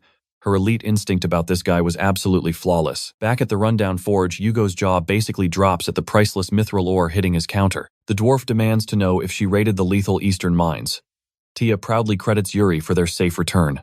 Brimming with energy, Tia declares they will craft a legendary blade, dominate the blacksmith tournament, and completely revive their dying shop. Yugo's eyes darken with bitter defeat. He sighs that resurrecting the shop is impossible since their reputation is already dead. Masterpiece or not, ruthless corporate monopolies and dirt-cheap prices have already won. Pure talent cannot defeat overwhelming financial power anymore. Furious at his pathetic surrender, Tia furiously shouts that she will forge the mythical weapon entirely by herself. Yugo immediately scolds her foolishness. Mithril is famously known as a blacksmith's absolute worst nightmare to melt. If elite forging masters constantly fail, a total novice apprentice has absolutely zero chance of succeeding. Defiant, she argues that impossible odds mean absolutely nothing until she finally swings her hammer. With tearful determination, she roars that his blood flows through her veins. She will mathematically prove their family's authentic genius. Grabbing the rare ore, she marches fiercely toward the furnace. Yuri quietly questions the old man's hesitation. Sighing, Yugo admits the girl possesses terrifying talent, but wielding raw mithril requires decades of grueling experience. To him, Tia is a precious, unrefined gemstone. He poured his entire soul into continuously polishing her incredible potential. He raised her to become an unparalleled masterpiece. Finally moved, the grumpy dwarf grudgingly steps up to forge this miracle together. The legendary hammer strikes begin their shared passion, echoing throughout the scorching forge room. Later, Yuri returns to the shop completely shocked by the old blacksmith's incredibly exhausted, ghost-like appearance. Yugo chuckles, admitting he blacked out after obsessively fine-tuning the blade all night. Yuri eagerly asks if the masterpiece is finally finished. The dwarf proudly confirms its completion. Taming the mythical metal was an absolute nightmare, but his veteran skills pushed through. But tragically, upon throwing open the secure storage box, the legendary weapon is completely gone. Total panic sets in. He furiously searches everywhere, screaming that a heavy broadsword cannot magically vanish into thin air. Just as theft crosses his mind, the incredibly sleazy rival shopkeeper dramatically kicks the door open, grinning about hearing lovely distressed noises. Yugo angrily growls at the intruder. The smug jerk claims he only came to offer fake sportsmanship for the upcoming royal tournament. How mysteriously tragic that the main competition suddenly lost his magical entry blade. Blood-boiling, the dwarf violently accuses this obvious snake of orchestrating the dirty midnight robbery. The villain smirks, demanding hard evidence for such scandalous claims. Yuri narrows his eyes at the overwhelming suspicious aura. Sadly, wild accusations mean nothing without solid proof. If only there was a magical cheat code to expose this absolute scumbag. Ding. The holy system suddenly activates, instantly blessing the main character with an insanely overpowered mind-reading skill. Yuri's eyes flash with brilliant light as he ruthlessly invades the arrogant shopkeeper's smug thoughts. Gotcha. The villain was silently gloating that his lackey already smuggled the stolen mithril blade far away. That absolute clown really thought he could crush Hugo's spirit. He expected the proud dwarf to just roll over and quit. Yuri instantly connects the dots. That shady guy was the thief. Meanwhile, Hugo fiercely orders the smirking shopkeeper to drop the act. Cornered about the blade, he carried the punk brags. It was his bargain shop's ultimate masterpiece. Behold, the legendary demonic sword Dandel. Hugo gasps in pure shock. An actual rank S weapon. The smug merchant mocks them, claiming he hid it so Hugo wouldn't cry over losing his own precious masterpiece. Brushing off the tension, the jerk casually leaves to prep for the forging contest. Right then, little Tia wakes up and rushes to her grandpa. Yuri drops the truth bomb. That guy worked for the sword thief. The main character vows to smash them and take it back himself. But Hugo suddenly raises a trembling hand. The veteran blacksmith sighs deeply. Even his mithril blade would get obliterated by that demonic weapon. They were completely cornered. Aizawa nods in solemn agreement. Hugo declares their only absurd option. They must forge an even more god-tier sword. But right before he drops the legendary material's name, Tia suddenly jumps in. The fired-up girl demands to know where this epic loot spawns. She refuses to lose their shop, fiercely telling her grandpa to trust her. Our main character backs her up instantly. That shop was under his protection now. Hugo chuckles through his tears. He honestly expected to sink with his ship alone, but with these two lunatics, hope was back on the menu. Their target, the magical sacred mineral. With that overpowered rock, they could forge a blade that breaks reality. Yuri asks for the coordinates. Hugo points them toward the scorching city of Fire Netia, straight into the infamous bustle mine. Flashbacks of Flare crash into Aizawa's mind. He awkwardly sweats, realizing this quest is going to be another massive headache. Cut to them surfing the clouds on a literal sky, Dragon Tia cheerfully announces their arrival. Diving toward a massive valley, Tia proudly presents their destination, the blazing capital of Fire Netia, but touching down. Crickets. The streets are totally deserted. Tia looks around in utter confusion. Where the heck is everybody? Aizawa spots a lone wandering villager and immediately swoops in to demand some answers. The creepy old man gives him a grim stare. Can't you feel the bad vibes, kid? He warns them to run while they still have legs. This place used to be a mining paradise, but lately ominous darkness completely swallowed the bustle mine, draining the region's magic and terrifying everyone away. Long story short, Fire Netia was completely doomed. Tia connects the tragic dots. Zero magic meant dead crops, starving beasts, and the ultimate collapse of their entire ecosystem. Yuri gets serious, getting massive deja vu from Luminina. Looks like they have a boss to defeat before farming that sacred ore. The old man's jaw drops. These crazy tourists actually wanted to go inside. He frantically begs Yuri to reconsider his life choices. That cursed mine wasn't a place for humans anymore. It was a death trap. Plus, the guild had locked it down. Yuri clicks his tongue. Without any high-rank adventurers present, getting inside would be painfully annoying. This sparks a hilarious, fiery debate between them. But wait, a familiar voice suddenly echoes. Who said there are no high ranks here? It's Chloe greeting Aizawa with a confident smirk. Yuri instantly recognizes his old raid buddy Chloe from the legendary Rose group. They had totally wrecked that evil dragon together. Tia tilts her head, asking what brings her to this ghost town. Chloe explains she was officially dispatched to investigate the mine's dark energy. Chloe playfully asks what their squad is plotting. Yuri doesn't hide his objective. They were crashing the mine to farm the sacred magical ore. Yuri smoothly asks to crash her elite party. Chloe grins widely. She knows exactly how overpowered he is. Having him as a carry would make this mission a total cakewalk. Enter the mandatory annoying side character. An elf named Masty violently objects. This brawler refuses to let randoms join his squad. Chloe tries to calm the raging elf.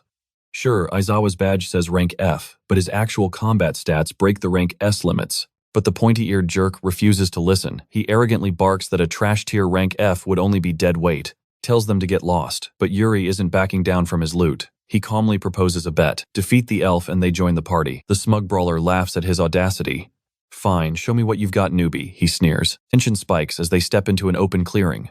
The ultimate showdown was on, but then Masty drops the most absurd twist. Elves hate blood, so they're doing an ice tower building contest. Whoever flexes the biggest, most gorgeous magical ice tower wins. Apparently this is some super sacred elven tradition. Seriously. The cocky elf confidently strikes first. He slams his hand down, erupting massive, dazzling ice spikes that form an obnoxiously elegant, towering pillar. Tia's jaw drops in awe. Chloe proudly whispers that Masty wields god-tier magic, remaining absolutely untouched in every single ice tower showdown. The elf sighs dramatically. Just as expected, this pathetic mana zone is totally nerfing his true, overwhelming power, flexing his rank. A aura, he smirks at Yuri. Could a rookie possibly forge an ice tower with such insane microscopic precision? Yuri casually mutters. It seems tricky making the girls sweat buckets. Masty prepares his victory speech, but Yuri suddenly warns everyone to freeze. He slaps the dirt, triggering an absurdly massive glacial eruption. The earth violently quakes beneath the elf. His eyes widen. Was the world freezing over? The girls completely lose their balance. Suddenly, a ridiculously colossal ice pillar skyrockets them into the clouds. Masty stares at the skyscraper-sized monolith in absolute disbelief. Meanwhile, Yuri sheepishly apologizes, claiming he just sucks at delicate magic. As their frozen elevator glides toward the dungeon, Tia cheers wildly. Chloe just sighs, admitting the main character always shatters her expectations. Defeated by pure absurdity, Masty completely surrenders his pride. Surfing on the colossal glacier, the party charges straight toward their destination. Masty is utterly baffled. How on earth is this overpowered monster stuck at rank F? He blatantly belongs in the big leagues. Yuri cluelessly tilts his head, asking for a tutorial. The elf sighs, explaining the exhausting grind of clearing 4 yearly quests for a promotion. In fact, this very dungeon raid is Chloe's brutal final exam to break through to rank A. The elf firmly declares she absolutely possesses elite tier potential. He genuinely just wants to see his comrade reach the very top. Chloe proudly reveals Masty as her esteemed Magical Academy senior. He might be a relentless taskmaster, but his loyalty commands absolute respect. Yuri blankly processes this bureaucratic nightmare of leveling up. Thankfully, none of that tedious guild paperwork was his problem anyway. Masty swiftly commands them to cut the idle chatter. The bustle dungeon looms ominously ahead. Yuri instantly detects a suffocating maze-like aura, dripping from the cave's dark entrance. Tia gags at the foul stench. Masty grimly diagnoses it. A terrifying spatial singularity is actively mutating right here. He sweats nervously, warning this nightmare could escalate to rank S. Offering an out, he suggests tactical retreat. The choice is hers. But her eyes burn with resolve. They had marched straight into hell, and backing down was completely unacceptable. Yuri smirks fearlessly, completely brushing off the apocalyptic singularity threat. They came for legendary divine ore, and they are getting it. The elf sighs, gripping his staff and ordering maximum vigilance ahead. Stepping into the abyss, a hulking shadow golem instantly ambushes them. Chloe and Masty retaliate immediately, unleashing a fierce blazing cyclone combo. Seizing the perfect blind spot, Tia rockets forward with her colossal hammer. Bang. Her bone-crushing strike bounces off harmlessly. Masty shouts that corrupted dark energy is granting the beast an insanely thick armored hide. But right then, Yuri simply raises a single hand. A blinding emerald flash erupts from his palm. The devastating energy obliterates the giant rock monster, leaving everyone's jaws securely dropped. Strolling casually past his stunned party, Yuri bluntly notes that divine magic melts evil creatures. The main character casually orders them to run interference, claiming he will just comfortably one-shot, purify everything. Sweating bullets at this casual display of legendary divine power, Masty demands answers. Chloe just giggles nervously, admitting she is equally clueless. Deeper into the shadows, the elite elf duo unleashes an absolutely freezing synergy, completely petrifying a new rocky beast. Yuri effortlessly deletes it with another holy blast. The elf praises their flawless teamwork while Chloe urgently signals them to push even deeper. But suddenly Tia's playful demeanor shatters, screaming for absolute caution. She desperately covers her nose from an overwhelmingly demonic stench. In a split second, the trio finally senses the creeping doom. Swirling ominously above their heads, massive boulders are aggressively magnetizing together. Boom. A colossal nightmare crashes down like a meteor. Yuri's eyes narrow. It is an ultra-rare boss, the corrupted Master Golem. The monstrous titan charges Yuri, forcing a desperate block. Meanwhile, the elves blast freezing storms to stall the brute. The beast simply shatters their ice. Yuri and the monster plunge into a violently fast melee clash. He finally unleashes his purification, but it violently fizzles out. Wham! The titan lands a devastating haymaker, ruthlessly cratering the main character into the bedrock. Tossing him like a ragdoll, the beast roars. Skidding back, Yuri clicks his tongue. So mid-tier divine magic cannot pierce this boss-level defense. Ding! A system window violently pops up. Azawa just unlocked high-tier holy magic through sheer spamming. A wicked smirk crosses his bruised face. Planting his boots against the cavern wall, he confidently announces a live test, rocketing straight into the air. The infuriated boss locks onto him, bending its stone knees and exploding skyward, mid-air. Yuri conjures a blindingly radiant divine javelin, violently skewering it straight through the monstrous core. High above, a massive explosion erupts, blinding everyone in an absolute flash. Squinting hard, Chloe panics. Tia whines that the blinding light completely fried her vision. As vision returns, Yuri drops in. He casually reveals he snatched the holy ore right from the golem. Tia squeals in pure delight, calling Yuri an absolute legend. Meanwhile, Masty deadpans that nothing surprises him anymore. Suddenly, the floor collapses. The shocked squad plummets straight down into a terrifying abyss. The entire ceiling crashes down with them, making Chloe scream. If this was magic, free-falling Chloe spots the eerie mist thickening. Masty yells they must be rocketing straight toward the singularity source.